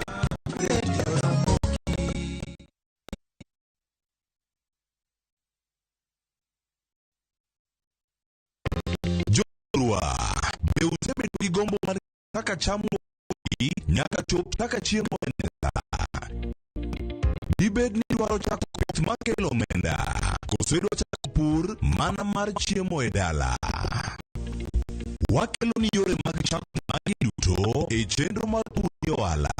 Pur manyasani kendo manigi okang' mamalo to kelo yuto mathoth. Piny olokre dhi e teknoloji. Puro kenena pur kane mana chon. Kuonde kwath osedok matin. Inyalo bet gi dhiang' achiel mar grade tikete ot tiomone chiemo to ochiemo. Pur mchele ber kendo nyalo teri mabor. Ngimani nyalo lokre gi yo kende kitiye yore. Pur gi kelo ni jopur kendo jopur. Chieng' tich adek saa 1:45 otieno Kickby.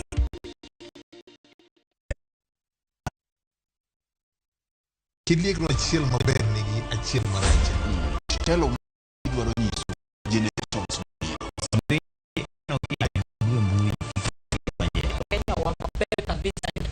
pinje moko kawa blueprint wanto wandiko ka kanyo to wakete shell joma ne nigi lony ka nochako timo gini kendo classification mitimo ka oyo kose yier jotelo we must allow them to work. Iwe siasa tenge migo oko cha ber mar ng'ato papie ka papie to lokie pata janyao onge mbala kama ilo duro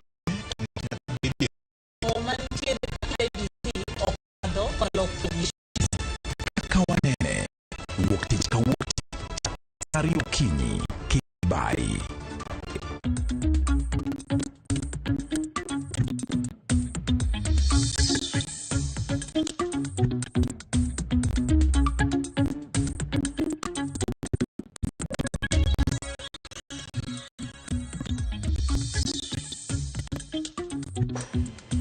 Ine wang sa ukinyi makauno nyakora Mongajuang tarik 29 dwe mar 7 higa mar 2024 ma doko juma mogik ma dwe mar 7 higa ni wuok tich mogik ma dwe mar 7 higa ni mar 2024 waikudi mathoth e chenro makaka wanene kaka pile nyakora Mongajuang kauka ketho sa yemona ka thuolo mar rwako yawuot luo ariyo ma wigi timo jere ma bende biro konyo weche ma bende waikuni kawuono kaka pile oliet kama madio misenowero ni rito wango kabe wango joricho mo kabe furo ni en kanye dio miseno ko ngiso kama wange joricho ni mach maliel makaka Nyasaurita maber amor kaneni yen juma mokalo nchane wa naungi but nchane nyarawila kachiel kod Ken kachiel kod J no ride kabisa ma na hiyo chwakore kabisa ma kogika moro to osiep na moro gocho na to kona ni to bwana musiep ni machelo ma madene dongo ni majako waka choma gini tir makoro oile tisi ni kama wanu kasa nindo Ponyi the late nyeka mokwe en makosa na nyolego mwache nje moite kona mingi ka ena chomo ayer makosa munga ni mara wakiba o wachine jopiny gima dwaro winji kaka josiasa dware to okay koni josiasa wacho ka gima japiny gima japiny gombo winjo okay to wanto ko keta wachalo joma baro bur ma lit kibaro Victor mosi kwa Mongajuang kamoro moro magichiwo kinyi makawuono no yaure uruduto kendo eno kinyi maber ma Nyasaye omiyowa aparo ni kapodo kipenja gima nyo omora to tenore mana gi kama iwache mach moro cha nyo aneno adhonga gwecho motimo ka chieng manyocha no odirore e kanisa moro e gwenge ma Kisii kocha ma ing'eyo ni je biro koni ni onge gima rach kaka siasa mar din kecha kogi kama koro dhano wacho ni koro gikawo Yesu giketo piny koro jogo koro tieko problem magin godo gandonga gwecho to mani ng'eni koro tek chiemolo ne kech ng'ama nyalo konyo gi koro onge nikech Nyasaye monego bene lamo ne gimonego kony gi ema giseketo piny koro tiene giwacho ni gini gitieko kinda paro ncha en picha manonenore ma ok ber kabisa ka od kilisia kama miluor monego bedni dhano yudi e konyruok gima kamano nyalo timore to gin gik mabende waseneno kata e kanisni mamoko mondo kodo luongo nyisa kinyocha no seluongi lakini kanisni mamoko watemo kwayo jo kanisni ni kanisa kama monego bedni dhano yudi e konyruok kantiere weche moko minyalo losi to los gi e yo mamuol ma okoro dhano kao msalaba keto tenge to koro gitiekore gi lwetgi kao kamano Victor to bende jo nyocha ne yulo mandaonge yo mang'eny koya be ka giwacho ni oswayo ma osechando gi kuom tuolo mar ariyo nyocha ne amakora godo na maka gie kore ta ruago machwado ne go oswaelo achwadi elo koro giwacho ni sani giwacho ni Kiswahili ne makoro giwacho ni winjo ka gikone sani koro gine wasiri wa fedha gine mami to watu ya Migori hapana kitu mano koro gima tembele Victor kwa kamano to wewe je ibendo mosi jopiny aworo wach mar pesa mikano bei tirito ge bunde mok bei sini oyawore kiawa Ichiona de wuoda duong. Ruto rita maber ahinya. Abendo rita aneno ka hera mare pod ni kuoma kendo pod ni kuom jodwa. Aneno ka oyawonwa okinyi makawuono kendo koro dwe mar 7 ni chalo ka gima walungo. Waduoko nero kamano. Kamano. Ero kamano maber ni gima rach ni misebedo kelo an marach na en ne nyo an gi gena ahinya. Yene juma mokalo ka Fred ne onge ka. To nokonwa ni nitie gige moko loso. To an kano wacho na ni nitie gige moko loso to koro pacho ringaringa to koni bas wang ni kore kwa yudo gimoro.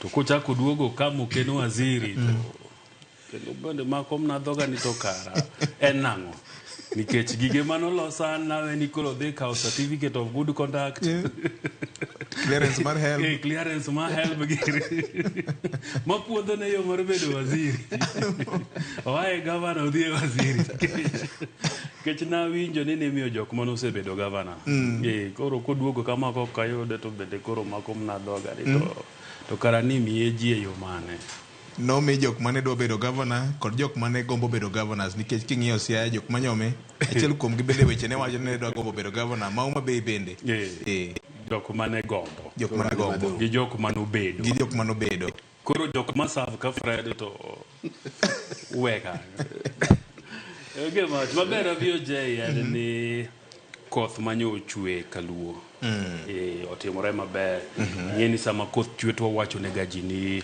wapidhi yien en injili mosiko walando tinyalo paro ni kowa East Africa nitie yiende manopidho higa achiel mokalo koro dwa nubi udo yiende ugo nyasa yudo report ni yiende go dhi maber koro doye modong koro koko nyal dhi tumia gimoro atero dhi odogi godo nikech gisedongo maber en bungu maber kendo ageno ni first anniversary mar yiende go biro pidhe yiende moko kendo nikech kuonde mipidhe yiende to pod nitie kamano asabudho ne kowa konega chaka lim kowa kendo nitie yiende moko mane wapidho apani chiegni gachiel mokalo dwe mar boro warwaki erokamano nyakwara Mogajwang' weche thoth ka bakire mano kende wabro rwako bende Nyarawila ma bende aneno kosebedo piny ka moso kata kamano we wachakwa buk mana wach kaka senior osewache no nen gi geno ni kamoro Governor Fred ne dhi podne gimoro mak mane ne okobedo gima joluo wacho ni gimogen jabare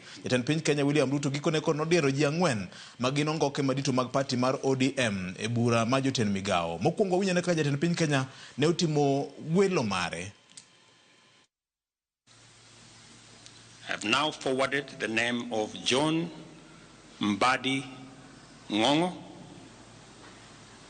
to the Ministry of National Treasury and Economic Planning, the Honorable James Opio Wandai, Ministry of Energy and Petroleum, the Honorable Hassan Ali Joho, Ministry of Mining, Blue Economy and Maritime Affairs, the Honorable Wycliffe Ambetsa Oparanya, Ministry of Cooperatives and Micro, Small and Medium Enterprise Development.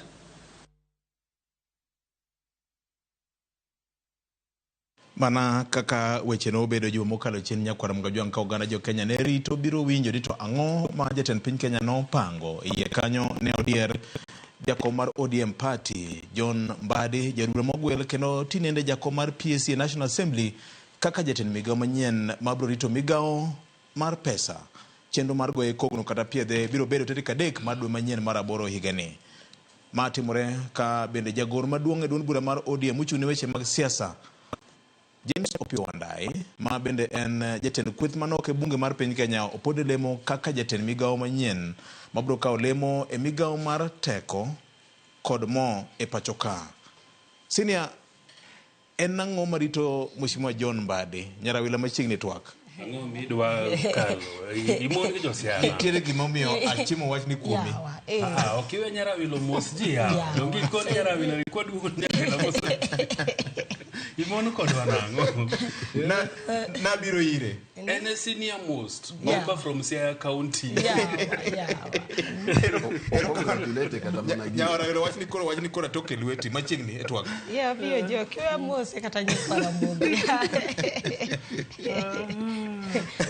abiro gi diel achiel agone gi erokamano kata Nyasaye moritowa nyoro ne wan e kanisa kendo agone Nyasaye erokamano ni oritowa maber waneno chieng' machielo to mar ariyo be nyaka wamor bendera ing'eni kobiro e kaunti to be wamor amora akodonjo kata kodonjo gi tok jikon kata gi mbele en bendera okodewo kama bandera oluwo okodewo kama bandera oluwo erokamano ahinya e wach bandera no ODM neno ka gima jokanyo mag 4 odar e piny luo jagoro mochune weche mag siasa Opio Wandai dhi e migao mar teko jakom mar PSC John Mbadi ka bunge opuodhe tarik 3 ma jatend piny Kenya koro timo gima iluongo ni appointment cha.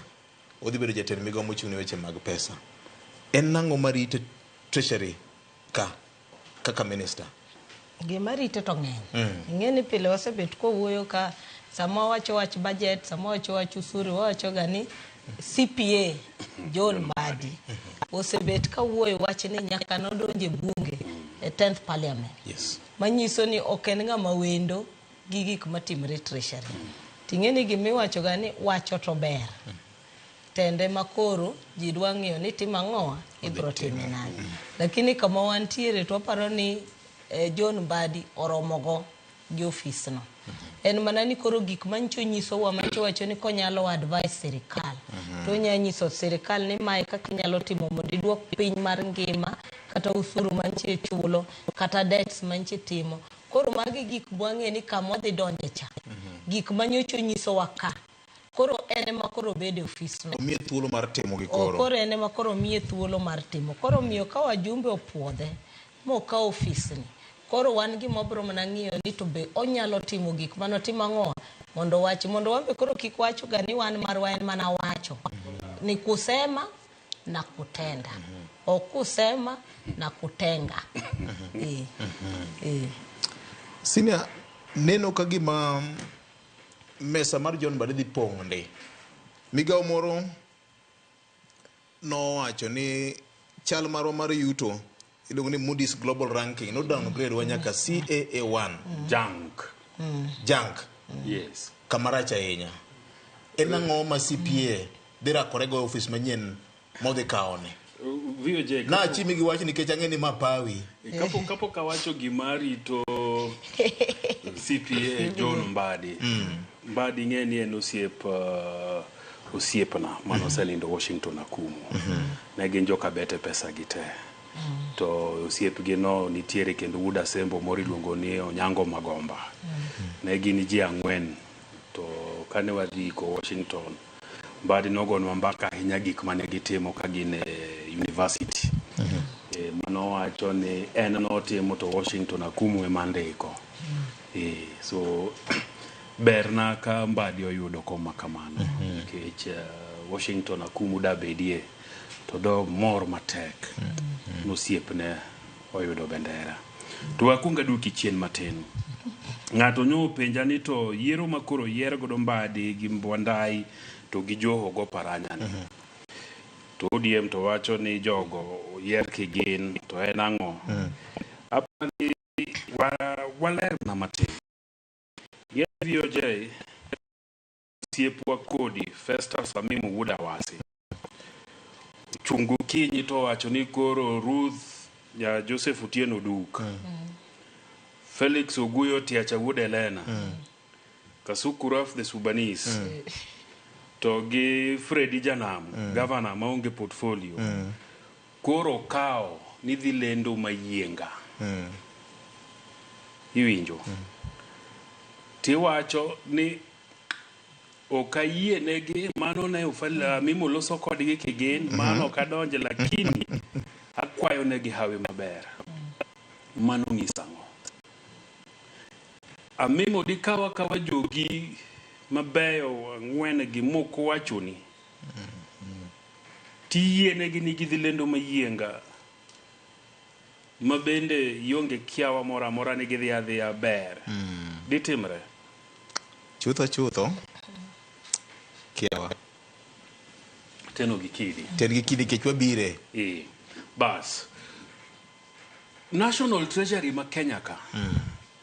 Ng'ama en waziri mare kata jatend migao muketi en gima kisungu luongo ni figurehead. Ena kanyo. Dira makende en ni kuom higni 10 mosekalo nyaka ne Uhuru Kenyatta donje telo. Macham higni mage 10. Kano chopo 2014 aparo mane gikaw gimoro mano kuongo miluongo ni Eurobond. Yes. Nitie jok mano donje treasury kanyo miluongo ni IMF. IMF emusebedo karan National Treasury. Magi mora ma National Treasury dwa timo. to nyaka ing'i chien tipenjogi ni ber koso atim nang'o. Mane gima okuongo marito CPA John Mbadi. Siepwa Ugai Luka Wich ang'e ni koro mor kama indi to wacho mna ni nyang'reso. Nyang'reso. Eni kore mna ni nyang'reso. CPA ahinya. So gima okuongo marite en ni gimoro amora matimore kacha sani IMF nikech wan gi gopgi mang'eny. Ting'eni sama in gi gop ng'ato to dwa neno ni gopene timo ang'owa ichulo ma okole.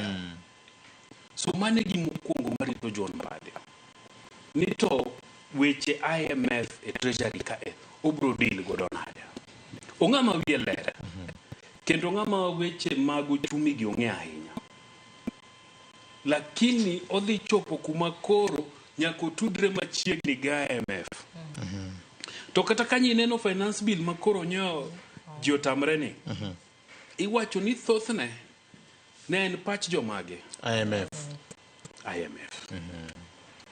So gima rite maduong' an kipenja VOJ ka kipenja en ni to odhi tudore nade gi IMF. Mar neno ni dwach ja Kenya otimore to dwach IMF bendo timo ang'owa ochopo kare. To dholuo moritiyo godo kwa chako manyarawila ne penj ni tang'o miluongo ni joge nongoke. IMF go kore ongoke madongo. Nikech gibro dictate gik mang'eny ma CPA John Mbadi dhi timo ang'owa. Dhi timo. Ting'eni sama in jatend migawo to bende samoro ken pachi kende matiyo. In gi team mitiyo godo. To tip manikacha mani treasury economists manikacha mang'eny gin jogo mosetiyo IMF gi World Bank. Lwedo mopidhi okitimo ang'o? Okika. So mano bende orite. Asto maduong' mokalo marite en ni ja Kenya dwa neno no chumi mar Kenya waka olokore. Nikech sani uchumi rach mabor. Kabisa. To an awachoga ni makosa manotimore, gik maricho ma serikando Uhuru notimo, Uhuru gi Ruto ne uchumi ma Kenya bro kawo ma ok tin ne higni 10 mar loko. Kik wabed gi gene gini biro timore kiny to gik moko lokore. Nyaka waore. Nikech kok waore to Mbadi dhi donjo kacha to bang' dweche 3 to wasejok kode. Dako tim ang'o miyo bech gik moko pod ni malo, ang'o miyo pod kidhi manyo hola e bank to interest rate pod ni malo. Nitie gik mang'eny madwa ni itimo mos maka jo Kenya ok ohore to kapar ka jo Kenya dhi hore. En otege mochik na koso ineno ji nyaka hore. Kane watendo kwa tugo pera to Fred gweno nitie touchline to siko mnani abed jagol to do koloyo jatugo na bapa gareo abed jabak to mano dago ko ng'ano da turo tiende to coach winje to coach kone ni bi kara koro donje kanyo wane ko piro koloyo wane kituro tiende ji man dwa turogo make mana kanyo sini awinja ne kaka Mbadi no loso chieng' ono mane puodho jo ten migepe mokwongo e loch mar William Ruto kaka nowacho ni jomoko atamalo 60 kuom to neno ka gima digo i piny to weche te biro ng'ad mana State House gi President William Ruto kang'e nang'o mopogore wang'ane. Winja nena Nyakwara Mugajwang'. Looking at this cabinet in totality, I have my fears we are approving, if we do approve, we are approving a cabinet that is not so competent. We are approving a cabinet that I think the mindset of the appointing authority was not on service delivery. This is not a cabinet that is going to bring economic revolution in this country. We have a choice to make either decision to reject over 60% of these names or give President Ruto his skunk. Let us not interfere with it. We give it to him. He has asked for it. Let us give him his cabinet. We know he's going to run the government from State House. These are not people who can run a government. Apart from a few individuals who are not even more than 8, the rest are incompetent, unqualified, have integrity issues, are people who cannot deliver this country from where it is to the next level that we want the country to move in. Thank you, Mr. Speaker, and I will oppose most of the names. Your time is up. Senior, kapod mana kodi no wacho ni en gi luoro kinde cha. Ti wacho ni ngama riek en ngama loko chung mare. Ngama ok riek. Emomiyo Mbadi nikech no wacho ni jok mane Ruto yiero mokwongo ka could not deliver economic transformation that this country needs. Mangiso ni lokruok mar uchumi mar Kenya ka dware kabisa. Sani koro wach ni ewiye. Jatugo namba 12 okete pap. To nitie ji mang'eny madwa neno ni to ang'o modwa timo mondo economic transformation mano wacho cha otim ang'owa ochopo. So Mbadi ni kama tek, oyudo kom maduong', oyudo kom maber, lakini tich madwarore gi sani kaka Kenya en tich madwani ka ine komno to dhano bedo gi horuok gi gimidhi timo.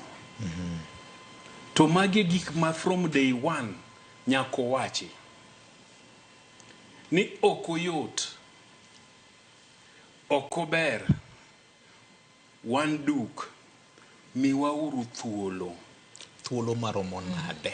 Thuolo an kipenja en nokohingo higni 5 nyaka 8 eka di transform economy ma Kenya sani kaka en. Okinya time gi dweche 3, okinya time gi higni 3. Nikech nitie gik mang'eny ma nyaka timre. Mokwongo gowi ma Kenya nigo mondo iduok piny, nyisi ni nyaka imany pesa mar timo ang'owa chule. Sani kaka ochumi mar Kenya en ni pesa onge. Kembe mang'eny nikech osuru mang'eny ichoko kuom joma tiyo. Kembe mang'eny timo ang'owa sani duoko ji dala. Nikech ok gius moromo, ok gilos gik moromo, ji bende ok nyiew moromo. So osuru michoko kuom ji timo ang'owa tin. Emomiyo ineno ka finance bill ne biro gi riekni moko. Ni mtok Nyarawila to gi mtok VOJ to gi mtok Fred. Nikech gichalo joma nigo higa ka higa gimiwa 2.5 moro e value ma mtok gino. Ineno. Emomiyo ineno ka finance bill chane ko ni Kenya ka one net import gik mang'eny mwatiyo godo wagole pinje maoko. Wamede usuru e gik mwatimo ang'owa mwagole pinje maoko. Weche mag airtime go simo tiyo gi weche mag ong'we yamo nikech iwacho ni Kenya ka sani nigi ji ong'we yamo nitiere karibu milion 50 gi gimoro. To ji kete airtime no go e wiye matin wachoki osuru. To nikech ji nigi pesa M-Pesa ka to gi Airtel Money to gi mamoko ge. Sama gitimo transaction midwa oro ne ng'ato gimoro, mede osuru makasa mang'ora ma ng'ato oro pesa. To moro biro ne serikal. Nikech nyaka tim ang'owa nyaka choko osuru. To kano wakoni oyo reject finance bill. To gima John Mbadi dhi timo mokwongo en ni nyaka ong'e ni to piny Kenya sani dhi golo pesa ni kanye. Japiny okudwa no medne osuru. Japiny ni bende okudwa ni Kenya ohol pesa kamora mora. Nikech kuwa holo teka koro jo IMF girigi timo marach kaka gitimo ane. So japiny dwa ng'e ni to John Mbadi ng'ong dhi golo pesa ni kanye. Michulo godo osuru, loko osuru michulo godo hola ni. To michulo godo jotije ma jo piny owacho ka, to michulo godo pension mar jotije mag jo piny owacho mosedhi e retire, to magero godo ndeche, to bitero osiptende. So John Mbadi nigi tich matek. Erokamano. Mochome. Walamne. VJ mana kapok idhi kar gavana. Apa ni gima John Mbadi onego ng'e. Achiel ni ok odhi kama strange. Nikech Mbadi nyaka ne join parliament. Nyang' iduoke pi. Osebede budget committee. To budget committee ni ema loso budget marwa. Koro ken wendo. To ken wendo gi treasury. Mar ariyo sama donjo kanyo onego ng'e ni sani kama Kenya nitiere omak ng'ute gi jo IMF. Nikech nitiere pesa ni mencho nego beni wachulo mane ing'ie finance bill mano chungni. Koro miyo kama wantiere kwan kama ber ahinya. Wan kama rach manyaka wang'i gimoro manchi winjo ka William Ruto wacho ni ogolo wa e cliff cha. Sani koro wan e chuny cliff. Koro mane gima kodonjo kacha cha nyaka ng'i mokwongo ni to odhi kwe chuny IMF nade mondo waduok pesa ka. Mar adek odonjo ka pending bills dhi karibu bilion 700. Apoko chuny. Mabe nitiere jok ma kano winjo no kete kacha cha to bet mabuche kuonde moko to wacho ni ng'among'e pending bills wage nyalo timo ang'owa nyalo wuok nade. Koro yudo kamano be nitiere jok mochung' kacha cha matimo nade mang'iye. To mogik owuok ka en ja Azimio ne nigi plan ne mar development. Odonjo konyo plan mar bottom up economic transformation agenda. Beta. Koro kodonjo ka nyaka ng'e maber niya samo ka omo macha koro gimodhi deliver ok mar Azimio. Odhi deliver agenda mar Kenya Kwanza. Koro kae bentie jok madhi ng'iye ni development nyaka tim nade? Nyaka tim. Ting'ena chako ka wacho ni IMF otimo ang'owa omako chuny ng'ut jo Kenya. Koro dhi nyiso jo Kenya ni wapro timo development koso waput development on hold. Mondo mi wakwong wang'e ni to recurrent ma wamoko godo ni wadhi timo nade. Koro magi gik ma kamoninde nyaka ng'e mabe ni ja Kenya dwani ndaro losi umigole pesa to wakia. Nikech kama president nyoro kanyo ne gwenge mag Coast Region nyo wacho maler ahinya ni bedo ni finance bill no go piny to sirikal ok bi chako chenro mag dongruok manyien. Mana diri ma jo Kenya koro nyaka ng'e. Koro mano en be nyaka nyis ja Kenya ni kadonjo office to onge development matimo ang'owa mukete pachu ni bro timore. Nyaka ng'is kaka senior Jay Bonyo wacho nyaka ng'is jo Kenya ler e twak mar mokwongo gi jo piny chal mar treasury. Nyaka nyise ka en kama entiere ka en e ICU to wacho ni wan e ICU. Ka en wan e HDU to wacho ni wasewuok e ICU wan e HDU.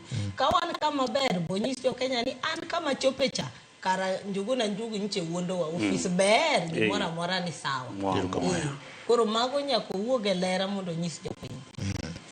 Governor samoro chunya moro parni okin governor moyiere ni governor ma Central Bank of Kenya. Governor ma Central Bank of Kenya une mong'eye kaka gini ringo. Nyang' oduoke pige CPA National Treasury migawo maduong' ndi figurehead ntijo motene kanyo. Victor paro ni kantiere wach ma jowete ga osetieko to en wach Mbadi. Mbadi osiepna wachaka wacho kamano joada duoge gane Mbadi osiepna omiyo en Pochgi Park ne Joanna Mbadi ka oyudo bendera. Mar ariyo tenore gi gima senior Jay osewacho to gi nyara wilo wacho momi winjo wacho ni wach ni gitieko. Mami gitieko wach ni Joanna Mbadi chalo miha modhi tedie dala moro to dala modhi tedie ni wuon pargi ringo juog pitipiti to kama wuon pargi ringo juog pitipiti ni Mbadi odhi tedo dala ni to game gi jagamu to jagamu ng'eyo Mbadi wuon bo ng'eyo ni dala modhi tede ni iringe pitipiti magimbenje nchane gichunga giwacho ni dala no igweng'no kaja juok dala ni iringe pitipiti. Koro Mbadi ung'eyo maber ni kama odhiye cha odhiye ng'we pitipiti. Penjo mantiere ka enito iwacho ni kamia odhiye dala ma iringe ng'we pitipiti to nyako ring kodgi ochune Koro nikech dala no ok mare. Koro nyaka opuonjre. Mambadi nyaka dhi ring ng'wecha. Koro mae gima onyisi ni gima lich Mambadi dhi timo ka manyien onge. E gima je ikoni cha. Mbadi kizungu wacho ni okodhi reinvent the wheels.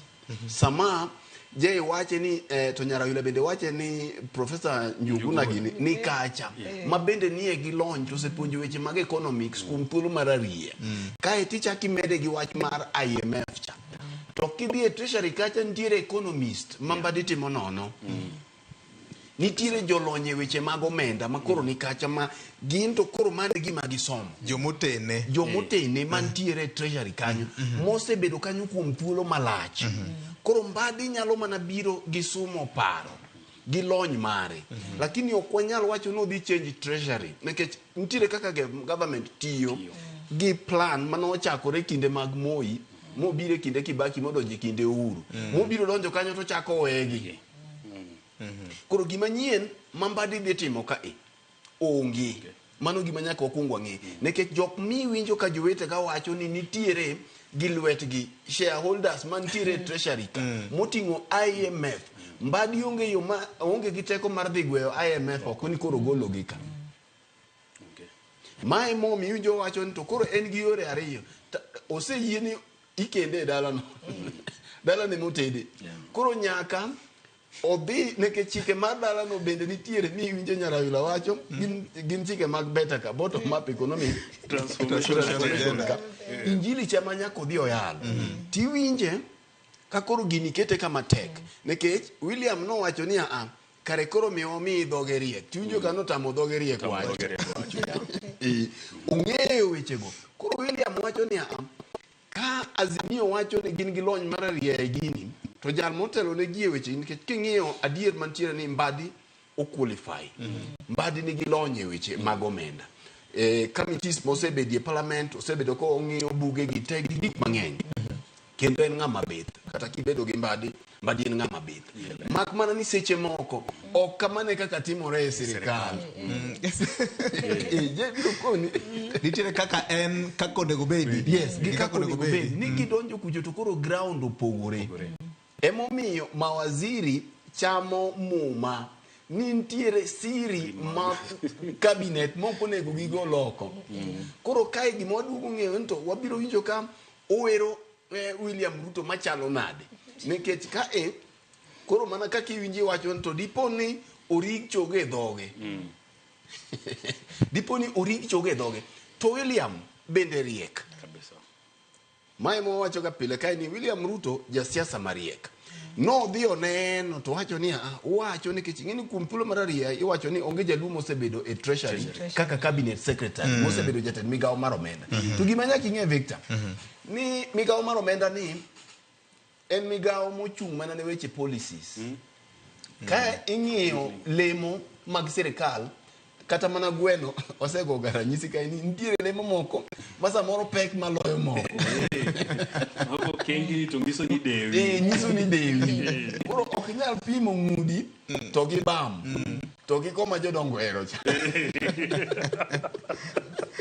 Ok inyal pimo. Koro ok inyal pimo ga goko. Yes. Iwinja. Koro ka to William ne dwaro ng'ama riek.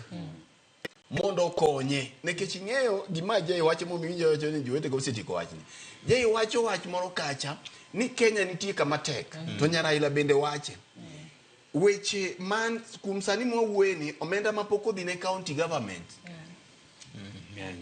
ng'eny esama wawuweni to en pesa manyonego benose dhi chon manonego benose dhi chon financially amokalo Mbadi onge bugo moro modhi thede pesa to gole onge yien modhi pone pesa sama walose ni ing'eyo ni weche mag posting mar intern doctors ka kume opodo mokerot esama walose ni capitation mar omenda monego beni dhi ma jopunyo olo nyithinde yo okinyi godhiambo nyithindi riembo e secondary school onge sama wawuweni weche mag gope mag Kenya ni malo manyaka chulgi koro nitiere weche mang'eny ma ok apar ni Mbadi nyalo tieko gi ndala achiel. Mane momiyo William Ruto bende ka nodonjo to ne gisiko giwacho ni miwauru kinde to Azimio wacho ni wabiro miyo karango ibiro nji Azimio wacho ni jogi ne kata mima na higa 10 to gima ginyalo timo onge kae to William wacho ni bas koro kare amiyo gini koro ngiuru kaka utime nade ngiuru kaka ulose to kibiro ichaki duogi itene nikech ang'eni kor siasa wabiro loko bang'e ma ok adwa bire ting'iyo ni e treasury ka emana kaka iwinjo wawacho weche mag policies ka nitiere policies ma mbadi ok nyal loko gi ndalo achiel gin gik manoseket kacha ma kata king'iyo Henry Rotich ka nobiro noko nyal loko gi ndalo adi gi ndalo achiel to mbadi mana kaka wawache ni en kama tek omiyo mae ma samoro nyalo chalo imiyo ng'ato tonge ni mondo time ang'o ochuorego kineno ka koro tek tinyise ni mana kaka iwinjo wacho ni jatugo ni ng'ama ni e Leopard cha nene maber kae ma koro William Ruto ogogo kwano ni to gik manyocha Azimio wacho ka bende koro ginyalo tiyo erokamano ok opogore ahinya gi mar Mheshimiwa James Opiyo Wandayi intellectual Mano Wood County igen ni uchumi ma Kenya ka nitiere kuonde ariyo ming'iyego mokwongo en migawo mar omenda ma John Mbadi nitie to mar ariyo en migawo mar teko ma koro miyo Opiyo Wandayi nikech kae ma bech mafuta nitie kae ma bech petrol nitie kae ma bech teko stima nitie to magi gik ma sasa ma gidhi malo to ngima berie marach to kako osebedo katimore en ni okosebedo mayot wawacho ni bech mafuta pod ni malo wawacho ni bech sitima sani kinyiewo token kikawo siling 500 ni nyiewo godo token miyudo opogore gi mane yudo higni 2 mokalo iyude mathin malich sani mangiso ni 500 no ok bi miye token marom gi kaka no mi higni mokalo to magi ma ja Kenya ng'iyo sani to Wandayi intellectual dhiti mangonyi winjo kama osewacho ni bech mafuta dwa dok nyaka siling 3 mane geno ma japiny ni godo ma koko dokto lweny adhi manyo Wandayi dala ogu emomiyo Wandayi bende ni kama tek nikech mana kaka treasury Ministry of Energy ka bende mna policy onge gima nyien modhi timo en mana figurehead to bende ka ema nitie gik maricho ma sirikal ni osetimo manyako timo ang'owa nyaka koro wane kadolosi gimoro nitiere ka ni G to G government to government mane sirikal ni odonje tinyalo paro ka Raila Odinga noluongo press conference mowacho ni gini rach mae kuo pok notimorega odiochieng' mokwongo bende Wandayi bro bede office no to koni kaka waziri manyien adwa wito oko deal mar government to government koso bro encourage ni deal ni ber deal ni wadhi godo mbele mane gima kwongo ma jo Kenya dwa ng'iye godo nikech kaka nokete nokonwa no bro dwoko bech mafuta piny sujua kote mango to pok waneno ber ne nyaka kawuono to bende apani onego bed no bedo renewed so ja Kenya dwa ng'iyo ni to bende Wandayi manyicha kwedo gigi kae ne opposition sani koro donja serikal bende obro timo ang'owa obro loke pache mane mokwongo mar ariyo nitiere gimoro e weche mag teko stima gimiluongo ni independent power producers ma bende jo opposition osebedo kawacho ni jogi chulo pesa mang'eny makata samoro onge teko ma stima magitimo ang'owa magi generate to mae momiyo sama Kenya Power oro ni bill sami nyiewo token tiyudo ka okinyal yudo token monegi yudi nikech jok michulo timo ang'owa ng'eny bende Opiyo Wandayi dhi chung ka waziri to koni ooyo independent power producers koro kwadwau nikech Kenya sani timo ang'owa wang'iyo ni renewable energy geothermal solar wind power ni magi ema Kenya onego timo ang'owa onego ketie mahino un koro onge gimotimo godo ang'owa konyo mano ji dhi ng'iye godo to kiduogi ng'iyo bei mana ma EPRA chiwo dwe ka dwe. Kanye gichiwe higa dwe mokalo. To ne sirikal, nikech sirikand ni osebedo katiyo gi tok matek, okawo road maintenance levy